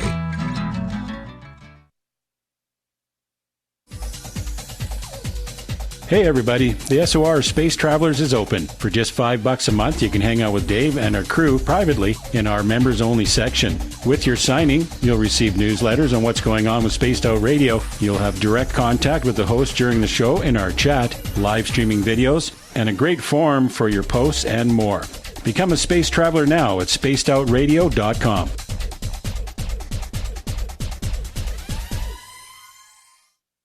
Move over, brother, and let me own Saturday night. This is Rich Giordano, and I'm inviting you to tune on in to Spaced Out Saturdays starting at 9 p.m. Pacific, 12 a.m. Eastern, where I'm going to bust open the lids on everything paranormal. Why? Because we want answers, and I'm the guy who's going to deliver those answers to you. Join the chat rooms, and we'll see you this Saturday. Just be there. No, really. Visit purpleplates.com today. For over 40 years, the Purple Energy Plates have been delivering amazing results for their many customers. Inspired by the great genius Nikola Tesla, the harmony, healing, and energetic effects of the plates have proven over and over to be beneficial and often miraculous to thousands of customers. Check their site for daily specials and choose from their many energy products. You won't be sorry. Visit them today at purpleplates.com. Finish off your weekend and kick off your new week with me, Everett Themer, right here on Spaced Out Sundays. I'm going to bring you great guests, a little bit of snark, and plenty of information to think about. But don't worry, there's going to be plenty of woo as well. We are going to hit everything in the paranormal and supernatural, including the odd psychic Sundays. So tune us in on Sunday, 9:06 p.m. Pacific, 12:06 a.m. Eastern, right here at spacedoutradio.com.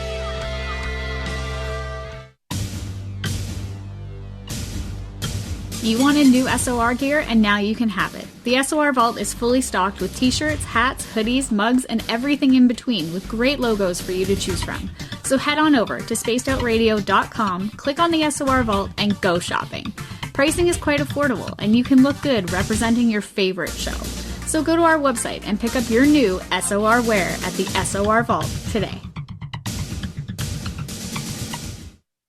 Heading to Vancouver and looking for a night on the town? The Moose Vancouver is the bar that never stops rocking until 2 a.m. every night. The Moose has great food with everything on the menu from $6.95 to $8.95. Fantastic, vibrant staff and rock and roll that will bring you back to when the music was real, the hair was long, and the guitars were rocking. Get your party on at the Moose Vancouver, the official party bar of Spaced Out Radio. Looking for something new to push your limits? Look Beyond the Spectrum, a new docuseries featuring some of the best researchers in the world when it comes to everything from UFOs, government cover-ups, and Bigfoot in the forest. Truth seekers like Steve Bassett, Dr. Jeff Meldrum, Richard Dolan, as well as others all chip in to bring their knowledge to you. Beyond the Spectrum can be found on Amazon as well as Tubi TV. Tell us what you think on our Amazon page.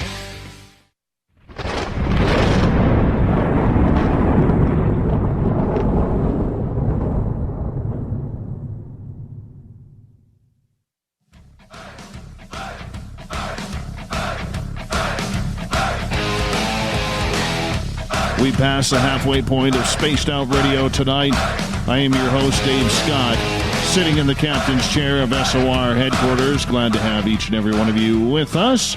Want to remind all of you, if you've missed portions of this show or others, you can check out our free archives at youtube.com/Spaced Out Radio. Do old Davey the favor, hit that subscribe button.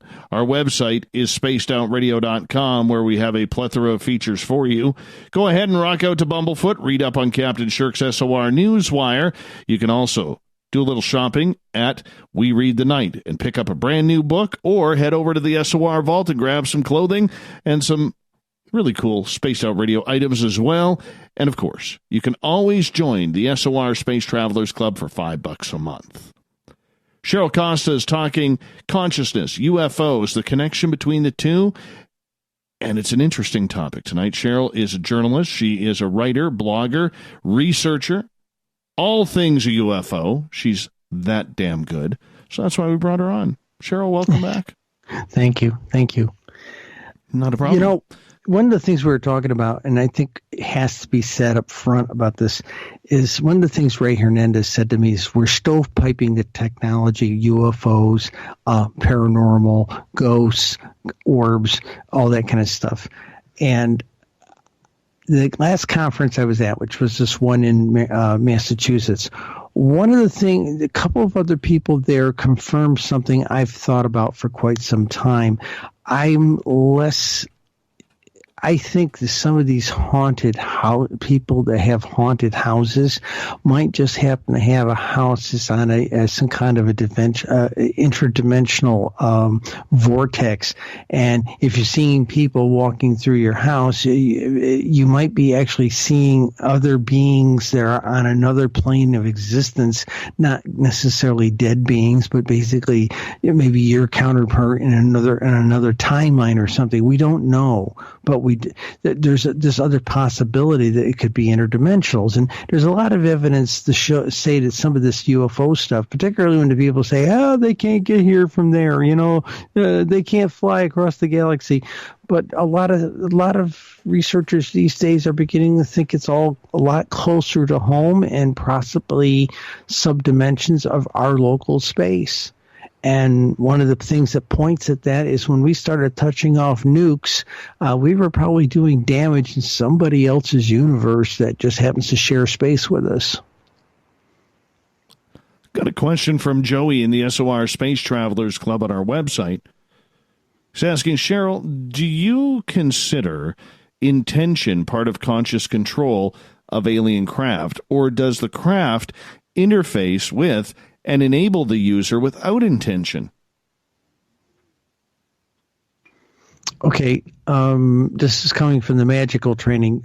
Intention is everything. Your focus and intention has to be a conscious thing. But think about it a minute. If you fly a video game or something like that, if you fly an airplane, if you drive a car, after you've actually learned how to do it, almost everything you do is, for the most part, an autonomic function. You become one with the car. You become one with the airplane. You become one with the video game. Okay, and I suspect, from what the people I talk to, I suspect that that's the case with the guys who flew this craft. The craft, one, is intelligent. It's not just a bucket of bolts, and it's just a matter of taking guidance and command from the person who's thinking about it, and but it doesn't let you, if your mind strays, it doesn't crack up the ship either. It's smart enough not to do that. So I think that's what the deal is. I think you really clearly have to have intention if you're going to do something. All right. And I teach that in all my magic classes. You've got intention, you've got emotion, and you have knowledge. And if your grandmother is sick, coming to me and ask me to do something to help heal her, I don't know her from Eve, and so I would have to take a lot of my knowledge, techniques, and that type of thing to work something to help her. On the other hand, give me a 12-year-old girl with her rosary and a sick grandmother, and she really loves that grandmother. Emotion and intention, she's got as good a chance or a better chance of yielding some kind of healing event with this grandmother. But intention is at the top of the pyramid. You have to have intention before you do any kind of working like that.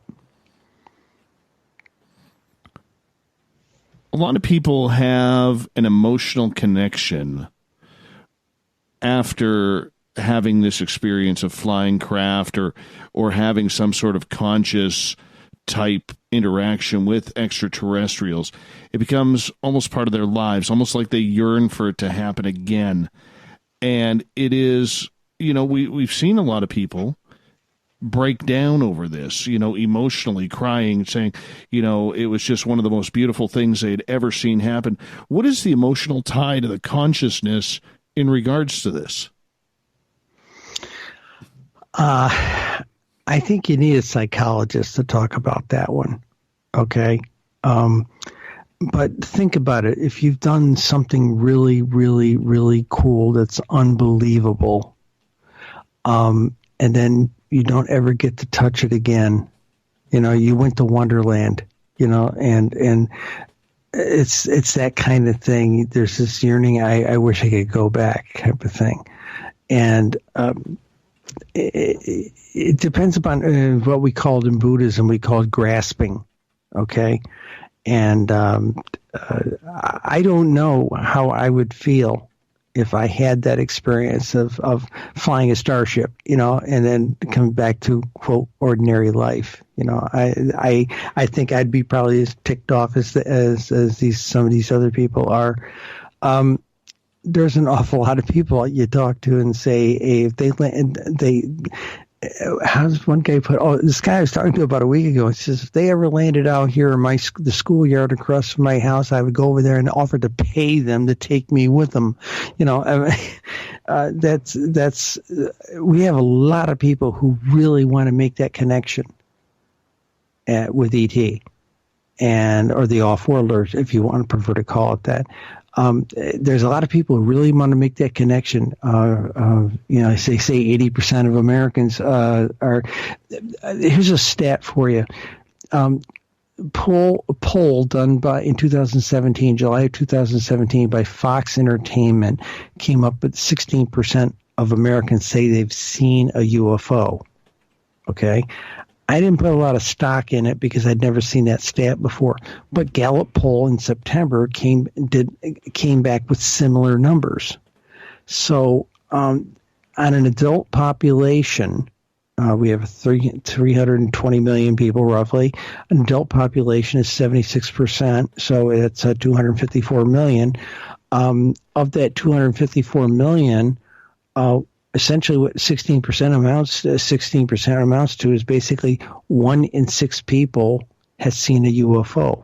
Sure beats the hell out of that 1 in 10 people tell you at conferences, And I think there's a lot of people who have seen a UFO previously who want to see another one, or want to see it closer next time, or meet the occupants. I mean, I hear that kind of stuff all the time. How powerful is consciousness? It's very powerful. It used to be a saying we used to hear in Catholic school: prayer moves mountains. Well, prayer is nothing more than very focused intention. And yeah, it's very powerful, consciousness is. We had a guy on board our submarine, Okay, and we saw this kind of stuff from time to time at sea. We had a guy on board a submarine. He did not know. We were on station. Can't tell you where, can't tell you when, okay? But we were on station.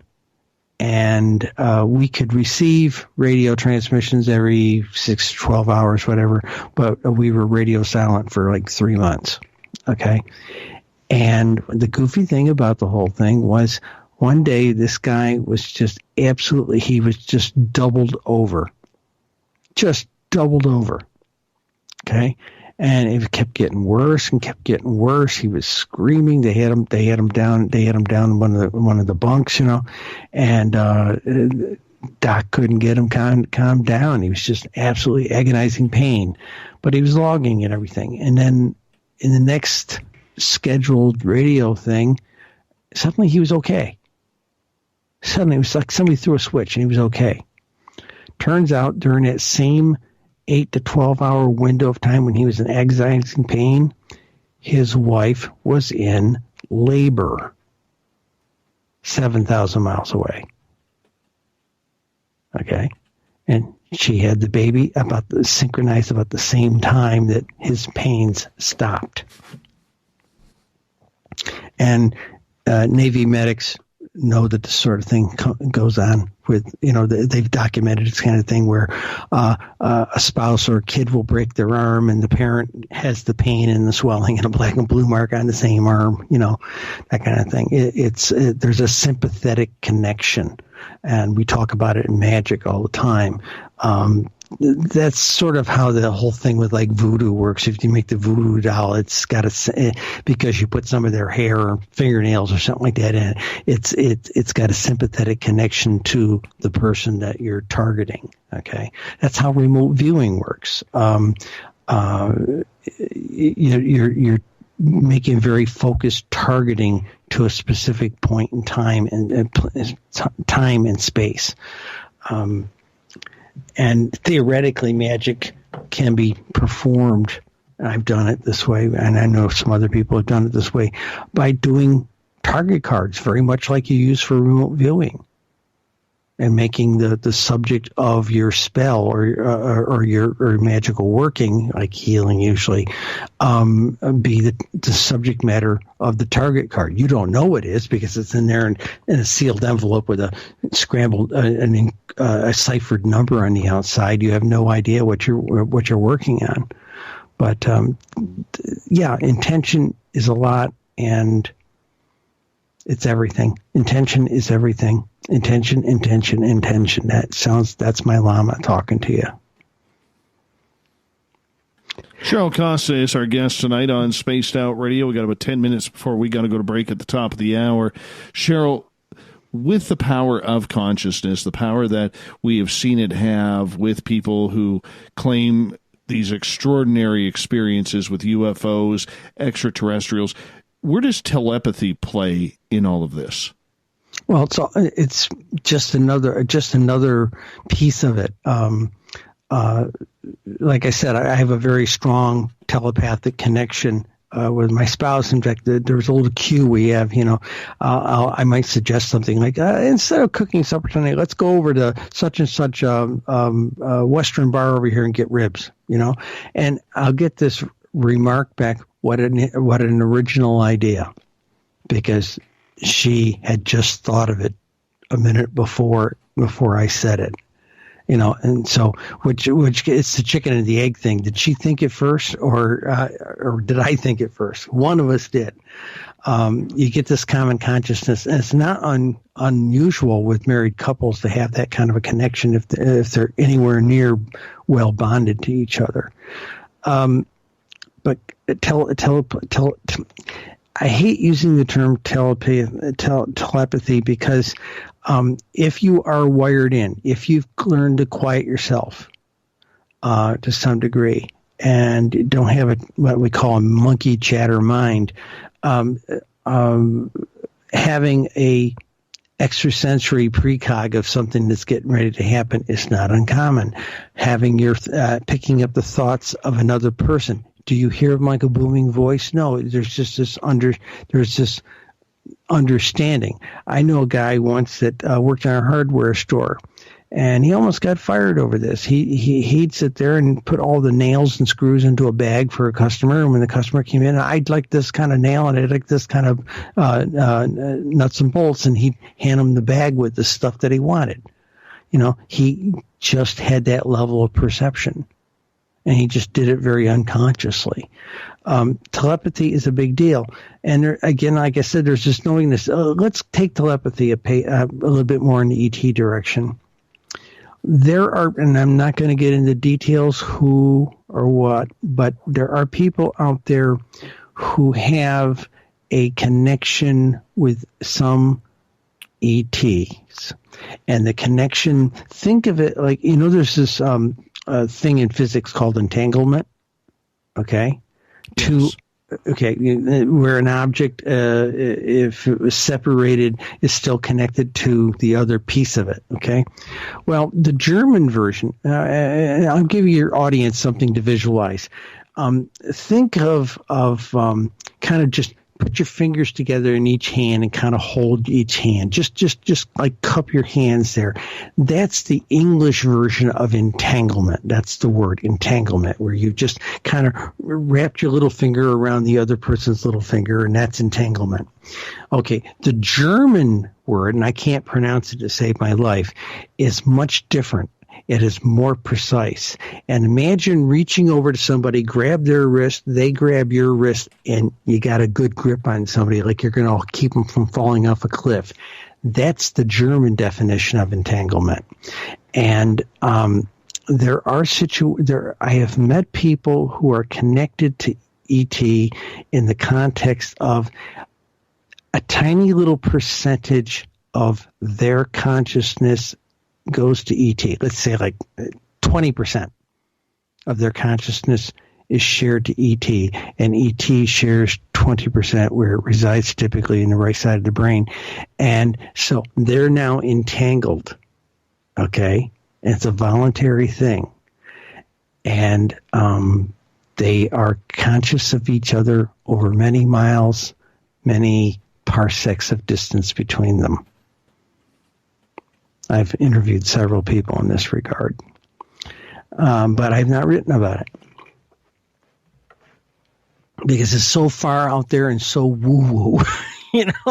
There are limits to what you can write about to an uninitiated audience. Gotcha. I got you on that. So, how do you control your mind? How do you take control of your mind in order to do that? How do you make it happen? Okay. I tell people, and I did this at one of the talks this year. I said, okay,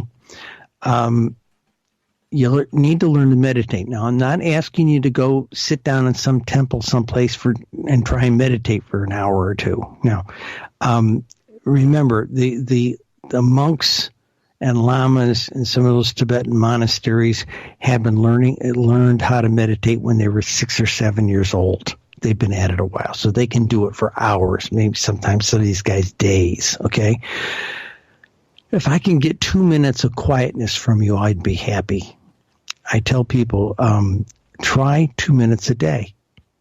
Now, a lot of people say, well, I can rough it out. If they can do it, I can do it. Don't be macho about it. Just try 2 minutes.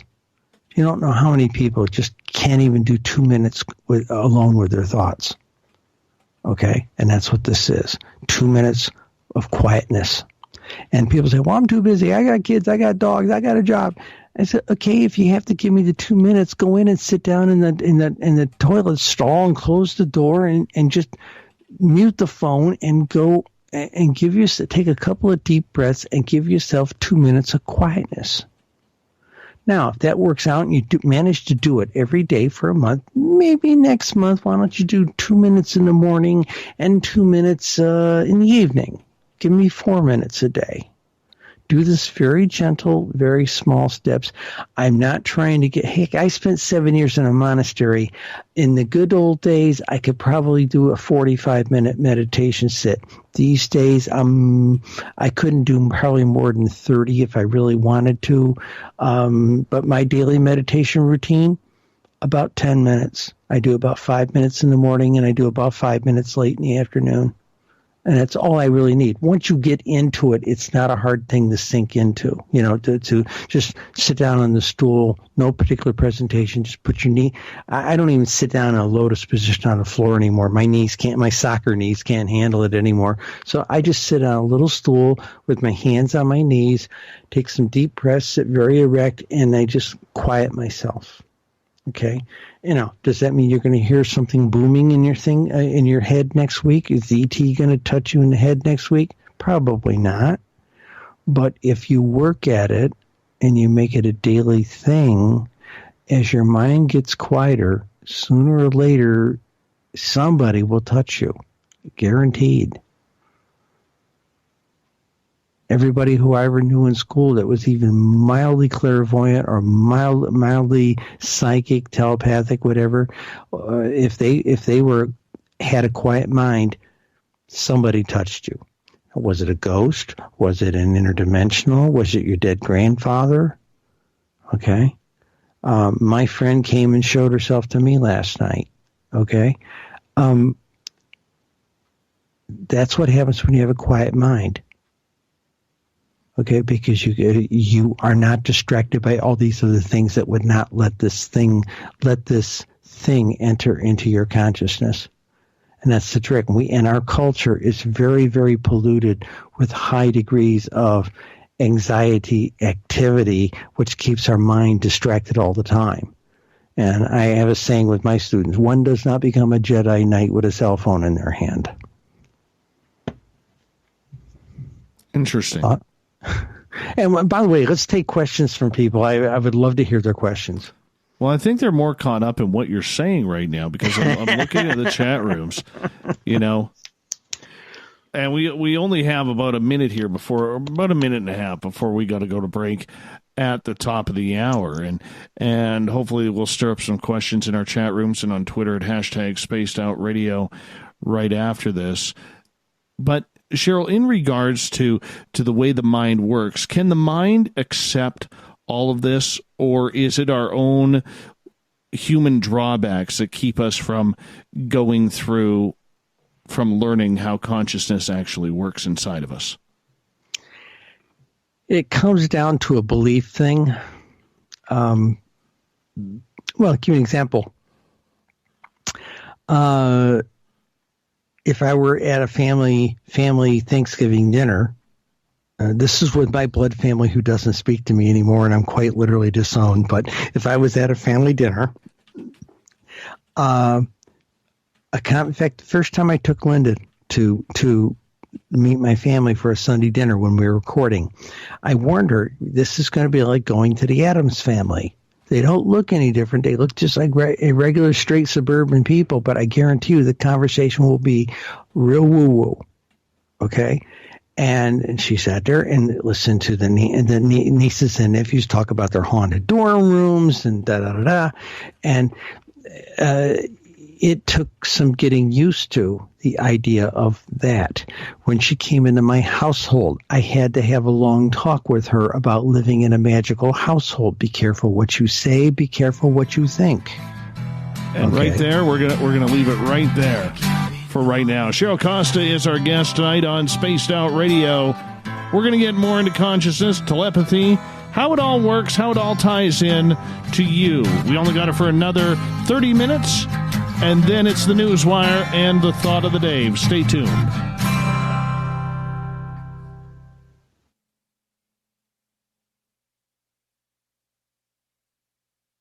Heading to Vancouver and looking for a night on the town? The Moose Vancouver is the bar that never stops rocking until 2 a.m. every night. The Moose has great food with everything on the menu from $6.95 to $8.95. Fantastic, vibrant staff and rock and roll that will bring you back to when the music was real, the hair was long, and the guitars were rocking.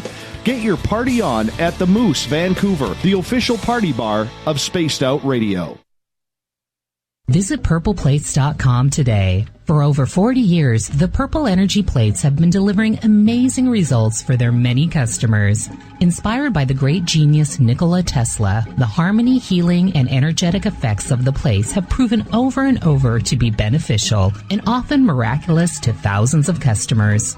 Check their site for daily specials and choose from their many energy products. You won't be sorry. Visit them today at purpleplates.com. We all know on Spaced Out Radio we love a good beard and mustache, so why not take care of your facial hair with Mighty Moose Beard Oil? Made in Canada, we're taking care of beards and stashes around the world. We use 100% natural ingredients with our oils and balms to make your whiskers feel silky smooth.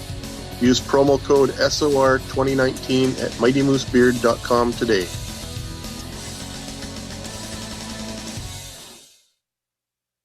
Move over, brother, and let me own Saturday night.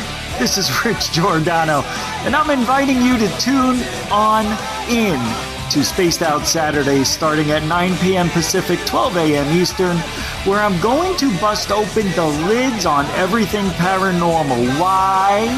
Because we want answers, and I'm the guy who's going to deliver those answers to you. Join the chat rooms, and we'll see you this Saturday. Just be there. No, really. A timepiece is a reflection of who you are, and what better way to show off the real you than with an Escape watch? Escape is a lifestyle brand accessorizing your days and nights. Choose to escape and create the life of discovery that you deserve. Dream, play, unite with your own personalized Escape watch. Head to escapewatches.com. There is no time like the present to enjoy your escape. Use promo code SMF2017 for your 20% discount today. So, you love talk radio? Then you'll love TalkStreamLive.com. TalkStream Live is always on, 24/7, with the best streaming talk shows. Find your favorite talkers and discover some new ones. It's free, readily available online or on mobile with any smartphone or tablet. Finding your favorite talk shows all in one place has gotten a whole lot easier. Just go to TalkStreamLive.com. Be sure to download the free apps from Google Play or the iTunes App Store. Hey, space travelers, this is John Resig, founder of the Chive and Chive Charities. If you know anything about our website, you know we like to do things a little differently. We're not some faceless organization collecting money for a nebulous cause. Our donor dollars go directly toward life-improving items. Then we give those items directly to an underdog who needs it most. To become a donor with Spaced Out Radio's official charity, Chive Charities, just go to chivecharities.org/donate. We're adding to the entertainment online for Spaced Out Radio. I'm Amber Beckrud, and I want to invite you to subscribe to our YouTube channel and check out Cryptid Tales, where I will take you on a journey into some of the strangest legends and lore from around the world, relaying the stories to you of the strange creatures and experiences that people have had throughout time. You can find Cryptid Tales at youtube.com/Spaced Out Radio. And while you're there, don't forget to check out our free archives and leave a comment. See you there. Every night on Spaced Out Radio, we have places for you to hang out. Hi, this is Carl. Join our SOR Space Travelers group on Facebook for live chat. On Twitter, using hashtag Spaced Out Radio. You can also join us in our Spreaker chat room. Check us out on Instagram at Dave Scott SOR. All of our archives are free on YouTube at Spaced Out Radio. By the way, I'll be watching you at your window until you do. Bye! A little bit of science, a little bit of skepticism. Add a dash of snark and you have the makings of Spaced Out Sundays with me, Everett Themer. Together we will look into the reality of the paranormal with an open eye and rational thought. Oh, did I mention there'll be plenty of woo as well?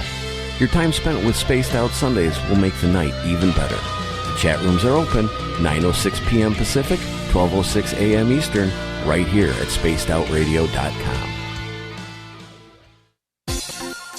For the price of 1 cup of coffee a month, you can become an SOR Space Traveler. The Space Travelers Club is a place where you can interact with other listeners, either live during the show or on our great forum. We want your stories, pictures, comments, and ideas. You'll get live video streams, exclusive content, and be a part of our newsletter. Stay in touch with everything SOR. The Space Travelers Club is just $5 a month at spacedoutradio.com.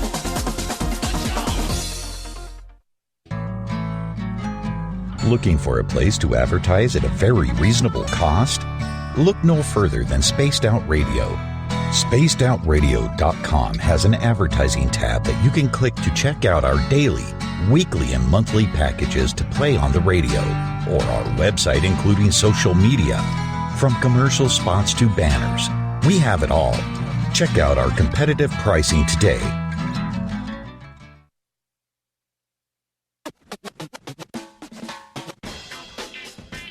The SOR Vault is open for business, and do we have some cool swag for you to pick up? All you have to do is head over to our website and click on the SOR Vault. You have a variety of cool logos to choose from, and put them on anything you want. T-shirts, hoodies, hats, coffee mugs, you name it, we can get it to you.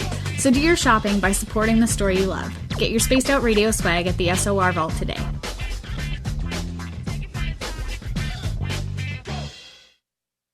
Hello, this is your guitar man, Ron Bumblefoot THAL, and I have to tell you, I love the response I get for Little Brother is Watching from Spaced Out Radio fans. It's amazing how music can inspire and make people think deeper about what's going on in the supernatural world. You can head over to my website, bumblefoot.com, to check out my music, my guitar workshops, my touring, even check out some of the hot sauces that I'm working on. And make sure you keep on listening, because with Spaced Out Radio, you know Little Brother is watching. At spacedoutradio.com, we have a little bit of everything for you to stay up late. So while you're there, check out our SOR Newswire, where our team brings you stories of the weird and strange to the WTF from around the globe. News on Bigfoot, UFOs, paranormal, Darwinian-type crime tales. It's the stories that the mainstream media usually won't touch. Well, we got them all on the SOR Newswire, only at spacedoutradio.com. Would you like to connect with us? Head to spacedoutradio.com for all your latest show info. Now, back to Dave Scott and SOR. Welcome back to the third and final hour of Spaced Out Radio. Tonight, I am your host, Dave Scott. Thank you so much for joining us. Hi to everyone listening in on WQEE 99.1 FM in Noonan, Georgia, UPRN 107.7 FM in New Orleans, KDUN AM 1030 in Reedsport, Oregon, down in Ridgecrest, California, KZFX 93.7 FM, and we're on KDNF AM 1560 in Dangerfield, Texas. On the digital side, hi to everyone listening in on Kingdom of Nye Radio and Revolution Radio. Don't forget, you can check out all of our archives at youtube.com/Spaced Out Radio. Just do me the favor, hit that subscribe button. The Desert Clam has set the password for tonight in the SOR Space Travelers Club. Posilamir. Posilamir is your password. Use it wisely, Space Travelers, as the Clam sets a password each and every night right here on Spaced Out Radio. Our website is spacedoutradio.com, where we have a plethora of features for you. Rock out to Bumblefoot. Buy some swag at the SOR Vault. You can pick up a great book at We Read the Night. Join the SOR Space Travelers Club for $5 a month. And don't forget, keep up to date on the news with Captain Shirk's SOR Newswire. For the final time tonight, we introduce journalist, writer, blogger, researcher, Cheryl Costa. She's also a witch. Yeah, she does it all. I don't know how she finds the time for all of it, but she found time for us tonight. We have her until the bottom of the hour. Cheryl, welcome back. Hi. I'm back. Good to have you here. Good to have you here. Cheryl, with regards to the way consciousness plays out in everybody, one way or another, whether it's that little intuitive feeling that you have, or maybe that little voice that you listen to that never steers you wrong, what's the difference then between consciousness and intuition? It's all pretty much the same thing. I tell people when we talk about the little intuition things, intuition is being plugged into the greater consciousness. Now, some people say, "Hey, it's your guardian angel," whatever. Hey, yeah, it might be your ancestor sitting there in the next dimension, watching you make a fool of yourself. Who knows? We don't know that. Most of us don't know that level, but it comes to you like intuition or a deja vu event type of thing. It comes to you like that, and that's the deal. If you quiet your mind and get yourself into a state of where you can go into this meditation, or you actually hunger to have this meditation and have this quiet time, and after you've quieted down the chatter,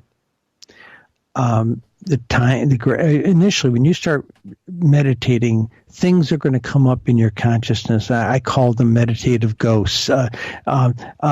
Your boss yelling at you at work, whatever. These things are going to be coming up in your thing. You just don't struggle with them. Just let them pass. They will just pass. They've got all the weight of an evaporating dream. Just let them pass. But over time, if you do a little bit of meditation every day, that stuff dies down. It's stuff that's all in your subconscious, and slowly but surely, it becomes a very quiet time event. But initially it doesn't. Okay, so you just and don't expect you're going to talk to ET after you've done a month worth of meditation. It doesn't work that way. But the benefits, there's plenty. If you Google benefits of meditation, you'll find out it's good for your heart, it's good for your metabolism, it's good for a lot of things. People look at me right now. I'm 67 years old. I don't dye my hair, but people think I'm in my 40s. Because I still have my natural hair color with a little bit of salt and pepper in there, okay? Where all my friends from high school have gone white, okay? And we're having our 50th year reunion here in about 8 months. They've all gone white, snow white, except for the women who color their hair, okay? Meditation keeps you young because, I don't know, it changes something in your metabolism so you don't eat yourself alive, and there's a commentary we used to sometimes say in the monastery and in the temple. How often have you heard of somebody worrying themselves to death? Okay, take a breath. Relax. Take a breath. Turn the phone off for a couple of minutes. Turn the phone off I tell my students, if you're going to come to my house to do a working, we're going to lock all your phones up in the car, unless you're on call for like a fire department or something like that. When I was in a temple in D.C., I used to. People would come into the meditation room, and I was a gatekeeper on it. And I would ask them, "Are you a member of the National Security staff or the White House staff? Are you on call?" No. Okay, fine. Leave the pager in the car. Are you emergency medical staff or emergency room? No. Okay, leave the thing in the car. Same thing for fire departments, police departments, that type of thing. Basically, we just couldn't have people sitting there in this meditation thing and then have somebody, you start hearing a buzzing and then you see them squirming underneath the little meditation pillow underneath them, and they're pulling out their cell phone like they were hatching an egg or something. And it disturbed all 60 people who were in the room that Friday night. Just this one person that didn't shut their phone off. And you hear it all the time in the movies. They tell everybody in the beginning of the movie, quiet your cell phones, things like that. And some fool thinks it doesn't apply to him or her, and then it spoils the movie. And also, besides it buzzing, it usually lights up, and then you're sitting here in a dark theater, and this guy's got a gazillion-watt flashlight type of thing in his hand. It's very discourteous. But meditation is something you have to work at. If you tell yourself, "Oh, I don't have time to do that," then you're fooling yourselves. Okay, because you can make time if you want to. If you really want to quiet yourself on the idea that you're going to eventually be able to reach out and attract one of these UFOs. I promised I'd talk a little bit about a UFO whisperer I used to know. And, all this stuff, seeing the ghosts, telepathy, all that stuff, it's all part of the same phenomena of consciousness. Okay, of being connected to the bigger energy, the bigger thought, the great mind, whatever you want to call it. So, can I tell the whisperer story? Sure. I was going to bring that up next. The UFO whisperer. Yeah. Okay. You can actually find the article out there if you Google Cheryl with a C, Costa with a C, UFO whisperer. Google might find it if the newspaper server is still there, since the newspaper went out of business. I'm not sure if the server's up, but if it's still there, it might pull the article up for you. There was a teacher. I was visiting my hometown, and I bumped into a teacher I had in high school, a math teacher, and we were talking, and he told me that he was dying of some ailment, but the guy was pushing his late 70s, early 80s, and he told me about a friend of mine, guy I went to school with, he was long dead. He was killed in a car wreck about 25, 30 years ago. This guy went back in 1965, 66 time frame. There were a lot of UFO reports in those days. Okay, newspapers reported them. Okay, rather regularly, and this was the era of Frank Edwards and guys like that out there reporting this stuff. And this kid one night, we all knew this kid to be clairvoyant. And one night he was on the porch, according to my math teacher. He was on the porch. They had been playing some kind of kickball in the street. And, of course, the streetlights came on, and the parents made him come up on the porch and everything so they wouldn't get hit by a car in the dark or something. And they got talking about these flying saucers or UFO things. And the kid says, I wonder if I can call one. And everybody laughed, And so the kid, put his head down and went and put himself into a trance type of thing. And he said, he said he was going to try and call one. Of course, everybody's snickering from what I heard. This is the math teacher telling me this, and snickered about it and everything. And then everybody went home. Okay. The next morning's paper, this is about 9:30 at night, 9:30, quarter to 10. The next morning's paper had an article that two different people called the police department, reported a UFO at treetop height, and it was less than 3 blocks from the house where this kid did this.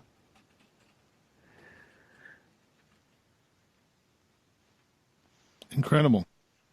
Yeah, and I've heard, and while I was doing my column, I've heard other stories not unlike that. There have been a number of people who've been able to do it. And there are a number of people who have been able to lose that ability. Mm-hmm. Don't know how, why, who, what, when. Do you think this is something that is a fleeting moment as E.T. Craft are trying to contact people on this side? Yeah, well, actually, let's call it an early form of CE5. That's what the CE5 people do. They have these CE5 parties, and they'll go and they'll meet up at a particular place, like in a particular state. Sometimes they're coordinated over the internet to all be doing this stuff at the same time, even adjusting for time zones and all that kind of stuff, and work on it together. I've heard of parties like that having 75 or 100 people across 2 or 3 states trying to send messages of welcome and joy to the ETs. Please visit us, that kind of thing. Come on down, y'all. That kind of thing. And they've had some amazing. Sometimes these things come down and land in the parking lot? No, they don't. But they'll show up and they'll do the things that UFOs typically are known to do. Fly around kind of goofy patterns, and sometimes some of these things appear to dance around like a fairy if it's out there in the distance, that type of thing. I've seen UFOs like that myself. And so it's not an uncommon thing. And like I said, the CE5 people, just about 4 or actually upwards of about 10 boards now on Facebook that are related to CE5. There's 2 here in New York State, one for Western New York, which is essentially upstate New York, and there's one more for down around New York City, Long Island area, from what I understand. So I think the CE5 people are on the right track. It just would be nice, as Rodney Dangerfield would used to say, it would be nice that they gave them a little respect. Okay. We've got the hardware people in the UFO community have been too dominant with that one line of questioning, one line of research for too long. And they all want to find a hardware machine. They want to find the proverbial tin can. They want to crawl in the cockpit and see what it's made of. And think every venue of this exploration of UFOlogy, the statistics like me and Linda do it, other types of research, people who do field studies, people who are doing the CE5, all of this stuff adds up, okay? And I think we also need to be reaching out to the paranormal community and inviting them to come be part of what we're doing, not just because we're going to talk about UFOs, but saying, hey, there's some common ground here for all of this phenomena, and it's all somehow related. I had one researcher tell me, and it's a very noted researcher, said to me, these guys never used to come down in tin cans. They used to just come down, so who knows what the deal really was. But, I'll say this other thing. People give the reptilians a bad rap, okay? And it's partly due to our Judeo-Christian culture that, we had a snake in the Garden of Eden and tempted Eve, all this kind of stuff, and of course these days they've turned it into a reptilian or a dragon or whatever. But I've got in my database someplace here, I've got several paintings from one of those mountaintop monasteries in Ethiopia, and they've got all the pictures of all their Ethiopian saints there on the wall, of the rock walls, painted on the rock walls, and at least two of these paintings have a reptilian type of being dressed in robes of a scholar, of a mystical scholar. So they've been with us, giving us education, training, laws, teaching us agriculture. They've been with us. The Air Force Academy Physics 370 manuals, one of the opening pages in that says they've been with us for 40,000 years. So they're not going anywhere soon. They're just we're fun to watch. I want to sneak in a couple questions from our audience here, if you don't mind. All right. Shar is asking, it doesn't make sense that you could know a remote location if it's hidden in an envelope. How would that be done? The phenomena within remote viewing is called non-local information, and it might be a photograph, it might be a target card, a 3x5 card with information. Neil Armstrong planting the flag in the moon, July 20th, 1969. It might be something like that, stuffed in an envelope. With my classes, my spouse had her interns stuff envelopes. Okay, and then once those envelopes were all stuffed with target cards and clippings from newspapers and things like this, a bag of maybe 50 envelopes would be given to another intern who had nothing to do with stuffing them, and will sit down with a random number generator on the computer and write the random number generator. And the phenomena that is so cool with remote viewing is that random number on the outside of that envelope connects to the material on the target card inside the envelope, or the photograph inside the envelope.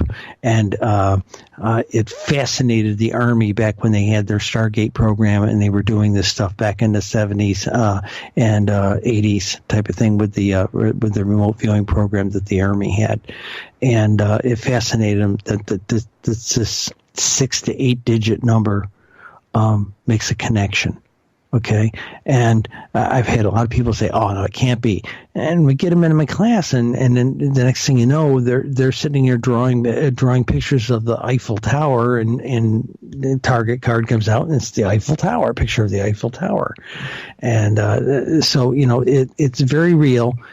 We meditate, we cool them down, get them off the highway, do a little bit of lecture for maybe half an hour or so. It's about a 4-hour class on a Sunday afternoon kind of thing. We used to do it at my sewing, I used to own a fabric store, and we used to do it there. And once we cool everybody down, then we go and get them into a little bit of a meditative state, either talking to a guided meditation, or we would do put headsets on them, and they'd all be plugged into one of these neural sync type of things that pushes them into the zone very quickly. And then I would take them through the protocols, and part of the initial protocols was reading off the target cue 3 times and then asking them to draw an ideogram. And they draw the little ideogram symbol. It comes directly from your subconscious. And as you probe it, you get more and more information. And the protocols within remote viewing sit there and talk you through a process of data mining is what it amounts to, because you're still somewhat in the meditative zone as well. So you're open to suggestion. Very cool. Very cool. Let's get to another question. This one comes from Sharon. She's asking, in regards to consciousness and tapping into the universe, do you think if you resist what the universe is trying to give you and you veer off the right path, your life can do a 180-degree turn until you get back on the right path in life? Yeah, some people seem to be able to just go along in life, la la la la la, and do anything they seem to want. And there are other people that seem to have some real serious predestiny involved in their life. And if there's a great line from Ernest Hemingway, you can't run it. Something to the effect, if you keep running to different locations, you're still going to have to deal with yourself. And when you I've talked to a lot of people, suddenly they took that vacation weekend and found out they like cooking in a Boy Scout camp or something like that. You don't know what this path thing is, but so many people are so ironed into, I have to do this because mom and dad said I have to do that or something like this, that they don't give them the slack of going out and trying things. Okay. And that was something that caused a great rift with me and my parents, is the fact that they had all these other expectations for me that I just wasn't suited for. Okay. And I joined the service to get as far away from my family as I could, just so that I could live my own life the way I felt I wanted to. Interesting. Very interesting. All right. We only have about 90 seconds left for you tonight, Cheryl, and I want to say thank you so much for coming on Spaced Out Radio. Could you do me a favor and let our audience know where they could find your work, read up on your stories, and the collections that you have that you're going to be publishing soon? Okay, if you Google Syracuse New Times, Cheryl Costa, you can find a column. There's a navigation bar, and if you click on the opinions, it'll point at the UFO column. You click on it, and you'll probably get like the last 20 articles that I wrote. And as you dig down deeper into it, and if you read those articles, it will start giving you more. And there's about 4.5 years of the 5 years worth of articles there. That, or you can wait about another month and you can buy the book, and it will have all 437 articles. 237 articles. 236 were actually published, and the 237th article was one that got spiked about 5 years ago. My editors wouldn't publish it, and it wasn't censorship. They just didn't like the snarky tone that I wrote a rather humorous article, and they didn't like it because I had already established a very strong gravitas, and they didn't want to ruin my reputation. No, why do that? My friend, it's always a pleasure to have you on Spaced Out Radio, and we'll do it again probably in the next 2 to 3 months as we roll on into 2020, the decade coming down to a close. What a pleasure to have you on twice this year. That's a real thrill for me, Cheryl. Thank you. I'm honored. Coming up next, we have the SOR Newswire and the Thought of the Dave. Stay tuned as we start to head home on Spaced Out Radio.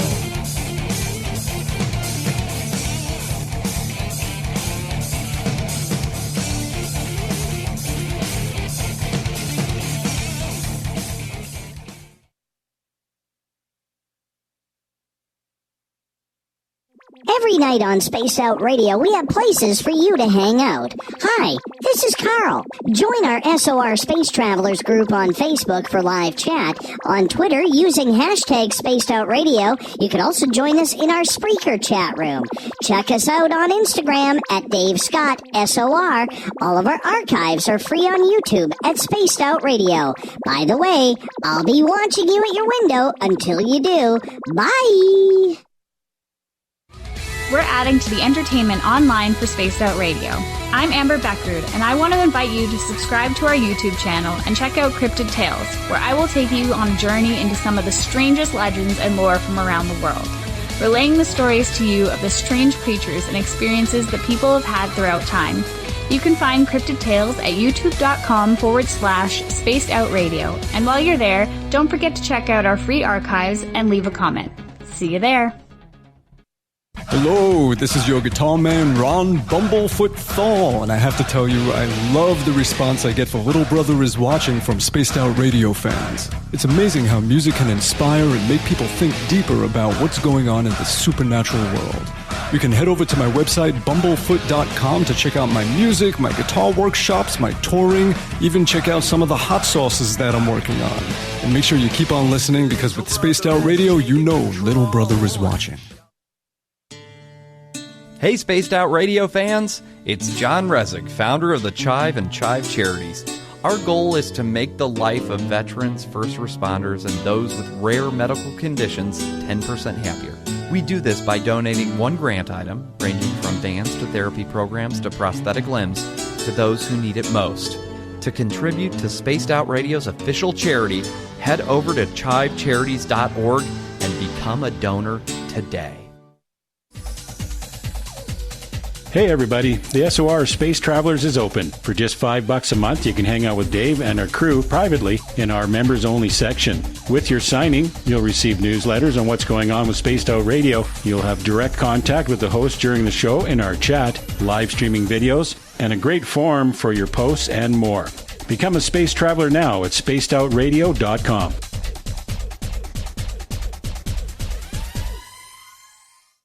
At spacedoutradio.com, we have a little bit of everything for you to stay up late.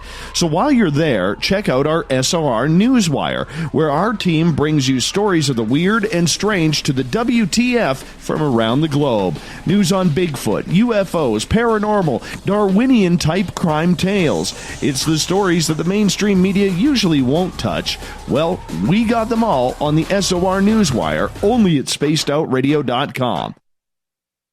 So, you love talk radio? Then you'll love TalkStreamLive.com. TalkStream Live is always on, 24/7, with the best streaming talk shows. Find your favorite talkers and discover some new ones. It's free, readily available online or on mobile with any smartphone or tablet. Finding your favorite talk shows all in one place has gotten a whole lot easier. Just go to TalkStreamLive.com. Be sure to download the free apps from Google Play or the iTunes App Store. A little bit of science, a little bit of skepticism. Add a dash of snark and you have the makings of Spaced Out Sundays with me, Everett Thiemer.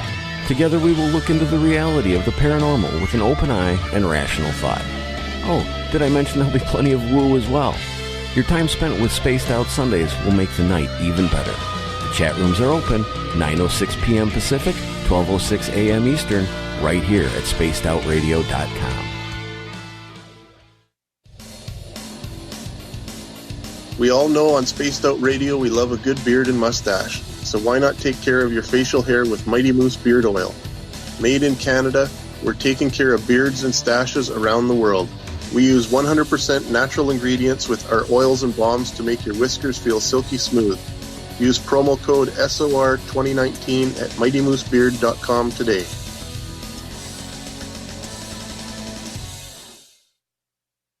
Heading to Vancouver and looking for a night on the town? The Moose Vancouver is the bar that never stops rocking until 2 a.m. every night. The Moose has great food with everything on the menu from $6.95 to $8.95. Fantastic, vibrant staff and rock and roll that will bring you back to when the music was real, the hair was long, and the guitars were rocking. Get your party on at the Moose Vancouver, the official party bar of Spaced Out Radio.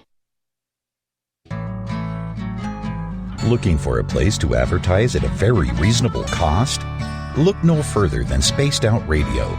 SpacedOutRadio.com has an advertising tab that you can click to check out our daily, weekly, and monthly packages to play on the radio, or our website including social media. From commercial spots to banners, we have it all. Check out our competitive pricing today.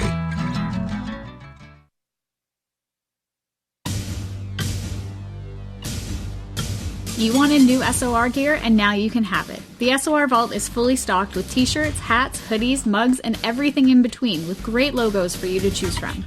So head on over to spacedoutradio.com, click on the SOR Vault, and go shopping. Pricing is quite affordable, and you can look good representing your favorite show. So go to our website and pick up your new SOR wear at the SOR Vault today. Move over, brother, and let me own Saturday night. This is Rich Giordano, and I'm inviting you to tune on in to Spaced Out Saturdays starting at 9 p.m. Pacific, 12 a.m. Eastern, where I'm going to bust open the lids on everything paranormal. Why? Because we want answers, and I'm the guy who's going to deliver those answers to you. Join the chat rooms, and we'll see you this Saturday. Just be there. No, really.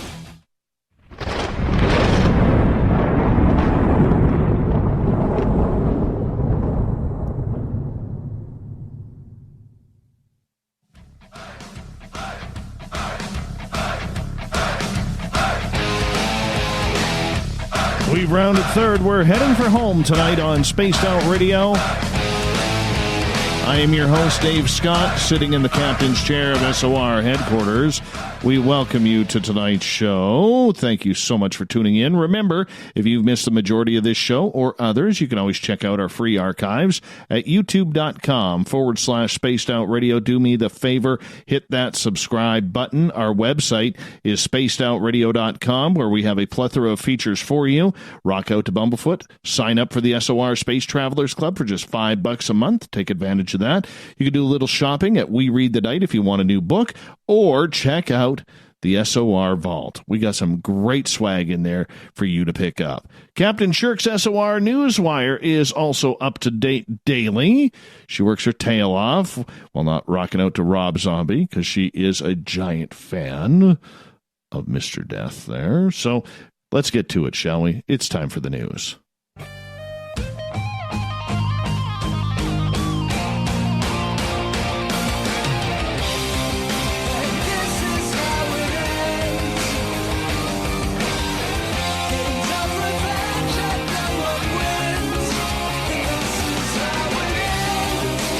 The news is always changing, which is why we bring you the SOR Newswire at the back end of every show. Captain Shirk keeping us up to date at spacedoutradio.com. You can check it out yourself. We're going to start out with a great story here, because for over a year we have been following the story of what happened with the Humboldt Broncos Hockey Club. Remember back in April of last year when their bus was hit, killing 16 of the 29 people on board? Well, one of the survivors, who literally has no feeling from his chest down, Ryan Strechnitsky.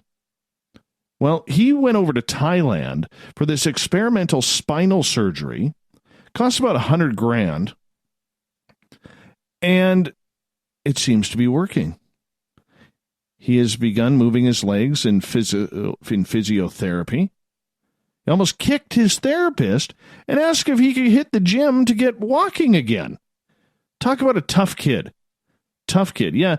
Once again, he's paralyzed from the chest down. On Monday, doctors in Thailand implanted an epidural stimulator in Strechnitsky's spine in hopes that it could restore some of the movement in his legs. With the use of a small device like a remote control, the implant sends electrical currents to the spinal cord to stimulate nerves and move his limbs, bypassing traditional pathways. The implant can be programmed to stimulate certain nerves mapped out by surgeons and therapists. Yeah, they got a video of this where he's literally pulling his legs up and down. Fantastic. Absolutely fantastic. Now, here's the sad part. There's only 3 countries where this surgery is done. The United States being one of them, Switzerland, and Thailand. Thailand being the cheapest at about $100,000. And unfortunately, it's not covered by health care or insurance. So this is real cash. Real cash. You know, I realize it's experimental, but there's a lot of people who could benefit from this. It should be covered. It should be covered. All right, Dr. Aaron Phillips, professor at the University of Calgary, says the developments were positive and a very common starting point when people with spinal cord injuries first have their devices implanted. She goes on to say, where he can go from here with optimization, further follow-up, and tuning of his parameters will be important. He can probably get to a higher ceiling than what you're seeing now, even far higher. Let's hope this kid can walk again. By God, if he could skate again. That would be the ultimate Canadian dream. His hopes now are to make the Canadian Paralympic team for the Olympics coming up in sledge hockey. Good for him. Good for him. No quit. That's how you can tell a good hockey player. They just don't quit. Gotta get a little emotional over that. A former government contractor in Virginia who famously gave the president's motorcade a one-finger salute, well, she got voted into office. She got a seat in Loudoun County Board of Supervisors. Julie Briskman ran as a Democrat and defeated the 8-year Republican incumbent, Suzanne Volpe. This will be Briskman's first time in elected office. Briskman wrote on Twitter that she was looking forward to representing my friends and neighbors in Algonquian District. She's 52 years old. She shot to fame after a White House photographer captured her giving the middle finger to Trump's motorcade as she rode by on her bicycle in Northern Virginia. The photo went viral, and Briskman posted it on her Facebook and Twitter pages, but it also cost her her job as a marketing analyst for the federal contractor Acima LLC, which she said violated the company's social media policy on obscenity. Briskman later sued her former employer and won severance pay that was initially withheld. Nearly a year after getting fired, she announced she was running for local office. She said she didn't consider running until she had lost her job over the photo. Briskman's victory came on a night that also saw Democrats prevailing in Virginia's state house. Democrats won control of Virginia's House and Senate, erasing the thin majorities held by Republicans. Well, either way, I just want to say this. I don't like Prime Minister Justin Trudeau. I didn't vote for him. But if his motorcade was driving by me, I don't care who's in that seat. There's still a respect that needs to be paid. It's not a Democrat or a Republican thing, or even a Trump or Trudeau thing. It's respect for the seat. Don't like that. Don't like that at all. Maybe I'm old-fashioned that way. It may sound like science fiction, but in a few short years, the family dinner table may be laden with steak from a printer and other proteins produced from air, methane, and volcanic microbes. Great. Smell your farts, people. You're going to get filled up instead of eating. Yeah, with the explosive success of vegan beef, no, there is no vegan beef. See, Shirk put this story in here that's just to upset me. I know what you did here, Captain Shirk. I'm already having a pissy day. And now I got to read about farts and methane. Go shove my head near a cow's butt because they fart a lot. That way it can cure my hunger. Who wants to come with me for that dietary supplement? Yeah, according to investment bank Barclays, alternative meat sales could reach $140 billion, or 10% of the global meat industry within a decade, or a tenfold increase from current levels. Oh, man, terrible. A new generation of products in the works melds cutting-edge technology with age-old fermentation processes to turn out otherwise harmful and everyday farts and elements and into essential food ingredients. Yes, could I have a little fart on the side, please? Let me shake the fart out onto my potatoes there. This is terrible. I'm afraid to have a lawn around vegans. They see it as one big meal. They'll invite more over.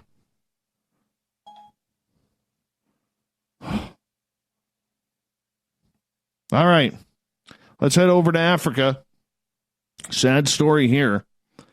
Weak from hunger and thirst, elephants are dying in Manapools, Zimbabwe, because they can't reach the water in a dried-out African wildlife reserve. But the majestic mammals are getting stuck in the mud, surrounded by the sun-baked watering hole, which has dramatically shrunk due to severe drought. So far, 105 elephants have died in Zimbabwe's wildlife reserves, most of them in Mana and the other large Hwange National Park in the past 2 months, according to the Zimbabwe National Parks and Wildlife Management Authority. Many desperate animals are straying from Zimbabwe's parks into nearby communities in search of food and water. Manapools, a UNESCO World Heritage Site for its splendid setting along the Zambezi River, annually experiences hot, dry weather at this time of year, but this year it's far worse as a result of poor rains last year. Even the river's flow has reduced. The drought parching South Africa is also affecting people. An estimated 11 million people are threatened with hunger in 9 countries in the region, according to the World Food Program, which is planning large-scale food distribution. The countries of southern Africa have experienced normal rainfall in only one of the past 5 growing seasons. Seasonal rains are expected soon, but parks officials and wildlife lovers, fearing that too many animals will die before then, are bringing in food to help the distressed animals. The extremely harsh conditions persuaded park authorities to abandon their usual policy of not intervening. Each morning, they send out people to pray for rain. That's how serious it is. It's beginning to be serious. According to Munyaradzi Dzoro, he's out there praying as he stands next to the body of an elephant in Buffalo saying this. This is terrible. Can barely afford to lose any elephants. Oh, man. I just love elephants. All right, from elephants to Sasquatch. Hear the irony in this story. Bigfoot has gone missing. People have been searching for Bigfoot since the reports of the mystical beast in the Pacific Northwest dating back to the early 1800s, but that has now moved on over to Boynton Beach. Yeah, South Florida has a Sasquatch statue that stands 8 feet tall, 300 pounds, worth about $3,000, and it's gone missing, and Anthony Suella is seeking help to find it. The landmark disappeared from in front of his Mattress Monsters store in mid-October, where it was part of a Halloween display. That was our mascot, he says, for many years, and someone just came up, pulled it out of the ground. It was bolted down, and they just walked away with it. The monument to the missing link between man and beast was designed to attract attention to the business. It's important for us because we have very little traffic over here, so anything we could do to turn heads at our store for attention is important, he said. Suella had security cameras, but he said the video loop only goes back a couple of weeks, and the Sasquatch was snatched before then. How do you miss that? It's 8 feet tall. He only noticed when it was missing while repairing a deflated Halloween pumpkin display. We have so many decorations up, I didn't even catch it was missing until it was too late. Suella doubts it was a group of kids pulling a prank because of the weight and size of the statue. He said at least 2 men would need to uproot, carry, and load the Bigfoot into a large truck to steal it. But why? What are you going to do with a gorilla? I know they're not going to put it in their house unless they have vaulted ceilings, because the thing is so big it's going to hit the ceiling. He has searched online auction websites in case someone was trying to sell it, but no luck. Boynton police are asking anyone who finds it or has information of Sasquatch's whereabouts to contact them immediately. I think it walked away. I think it broke the chains and walked away. That's what I think. I really do. I really, really do. All right, here we go. A mini horse has been nicknamed the Bart Pony online after being photographed aboard a Bay Area rapid transit system in California. The miniature horse became a viral star when this gentleman on Twitter snapped a photo of the equine aboard a commuter train Tuesday and branded it the Bart Pony. Don't know why it's called a Bart. BART officials confirmed the mini horse boarded a BART train with its owner at the Rockridge station in Oakland. The owner presented transit workers with paperwork showing the horse is registered as a service animal. The station agent consulted supervisors who called the legal department for advice. BART said in a statement, the legal department advised the agent to allow the horse and person in. Okay, like this is a cute little pony. Okay, but are we starting to take these service animals a little too far? Like the lady in Florida who had an alligator. Now we have a horse. How long until we have a monitor lizard? Maybe a gorilla, tiger. Whatever happened to just cats and dogs? I mean, am I wrong about that? I guess companionship and where you feel safe is a good thing. But a horse? Bend to everything. Sometimes you just want to hit rewind. You know what I'm saying? All right. Sticky situation here. A food-grade syrup spill caused by a truck rollover on an Idaho highway is drawing hilarious responses online. Photos of the commercial vehicle incident were shared on Twitter Wednesday by the Idaho State Police, who were on scene after a truck carrying syrup turned over on the road. The syrup spilled and leaked onto Interstate 90, creating quite a mess for motorists. Police couldn't resist poking fun at the unique circumstances. It's a sticky situation, tweeted ISP's official account before cautioning drivers about a blocked lane. Use caution in the fog and watch for first responders when proceeding through the area. Some Twitter users couldn't even resist the urge to make light of the syrup fiasco. One said, if you can't avoid the area, bring waffles. One other one said, on my way with pancakes. There was at least one person, however, who took the highway alert more seriously. Is the driver okay? Were there any cars involved? Yeah, no worry about the syrup, though. Now, you realize if that is Canadian syrup, which I doubt it is, but just by chance that it is, there's going to be a lot of Canadians in mourning there. A lot of Canadians in mourning. No word on whether any motorists were able to get there in time for breakfast.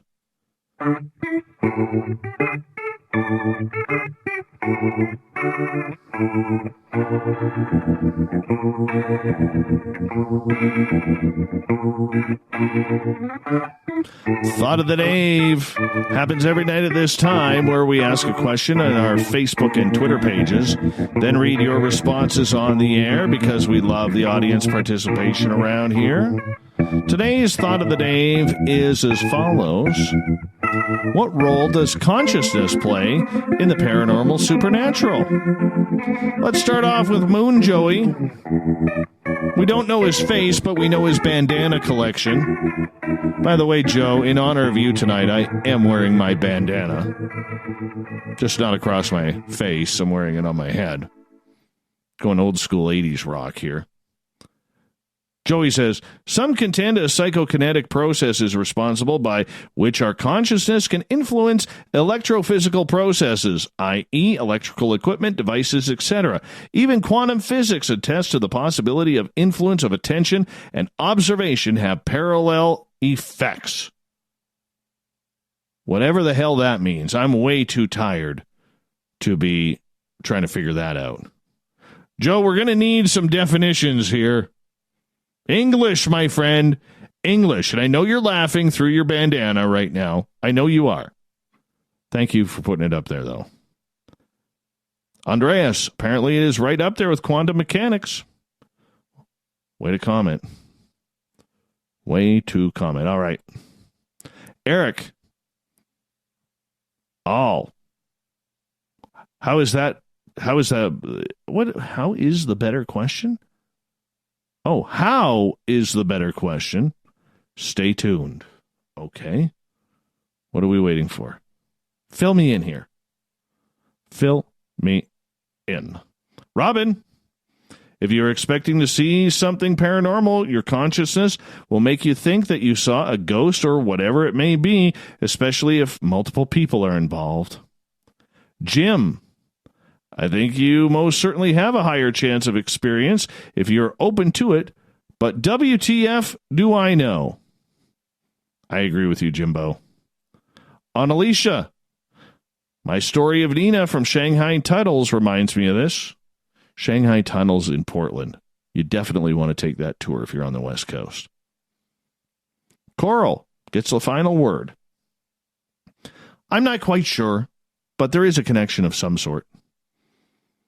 Way to enlighten us, Coral. That's why we love you. Way over on the east part of British Columbia, where they have big trees, mountains, the Rockies, and good beer over there. Very, very good beer. Thought of the Day happens every day, so make sure you check our Twitter and Facebook pages, and maybe, just maybe, you'll get your response right on the air. Try and get all of them in. We'll try it again tomorrow. Big thanks to Captain Shirk for a great lineup of news tonight, even though she knows she upset me. And she's sitting in her recliner right now in her lazy boy, probably with the vibrating massage chair going on, and she's giggling. She's chortling. She'll have your news updated for tomorrow as well. And thank you to Cheryl Costa for coming on in and breaking down consciousness, UFOs, the connection, telepathy. She's just amazing. Absolutely love her. We got Mr. Ron Bumblefoot THAL rocking in the background with Little Brother is Watching. Bumblefoot is the official music of Spaced Out Radio, rocking us in and out of every single show. Get your horns up for the guitar god himself.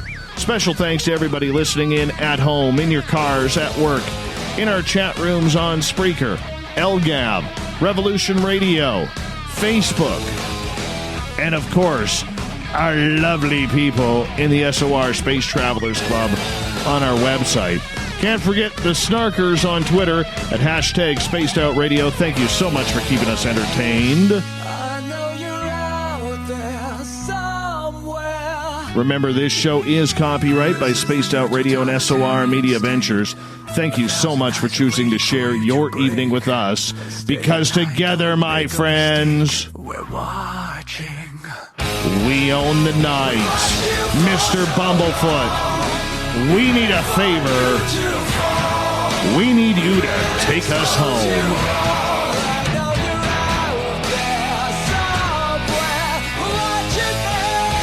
God, I love this song.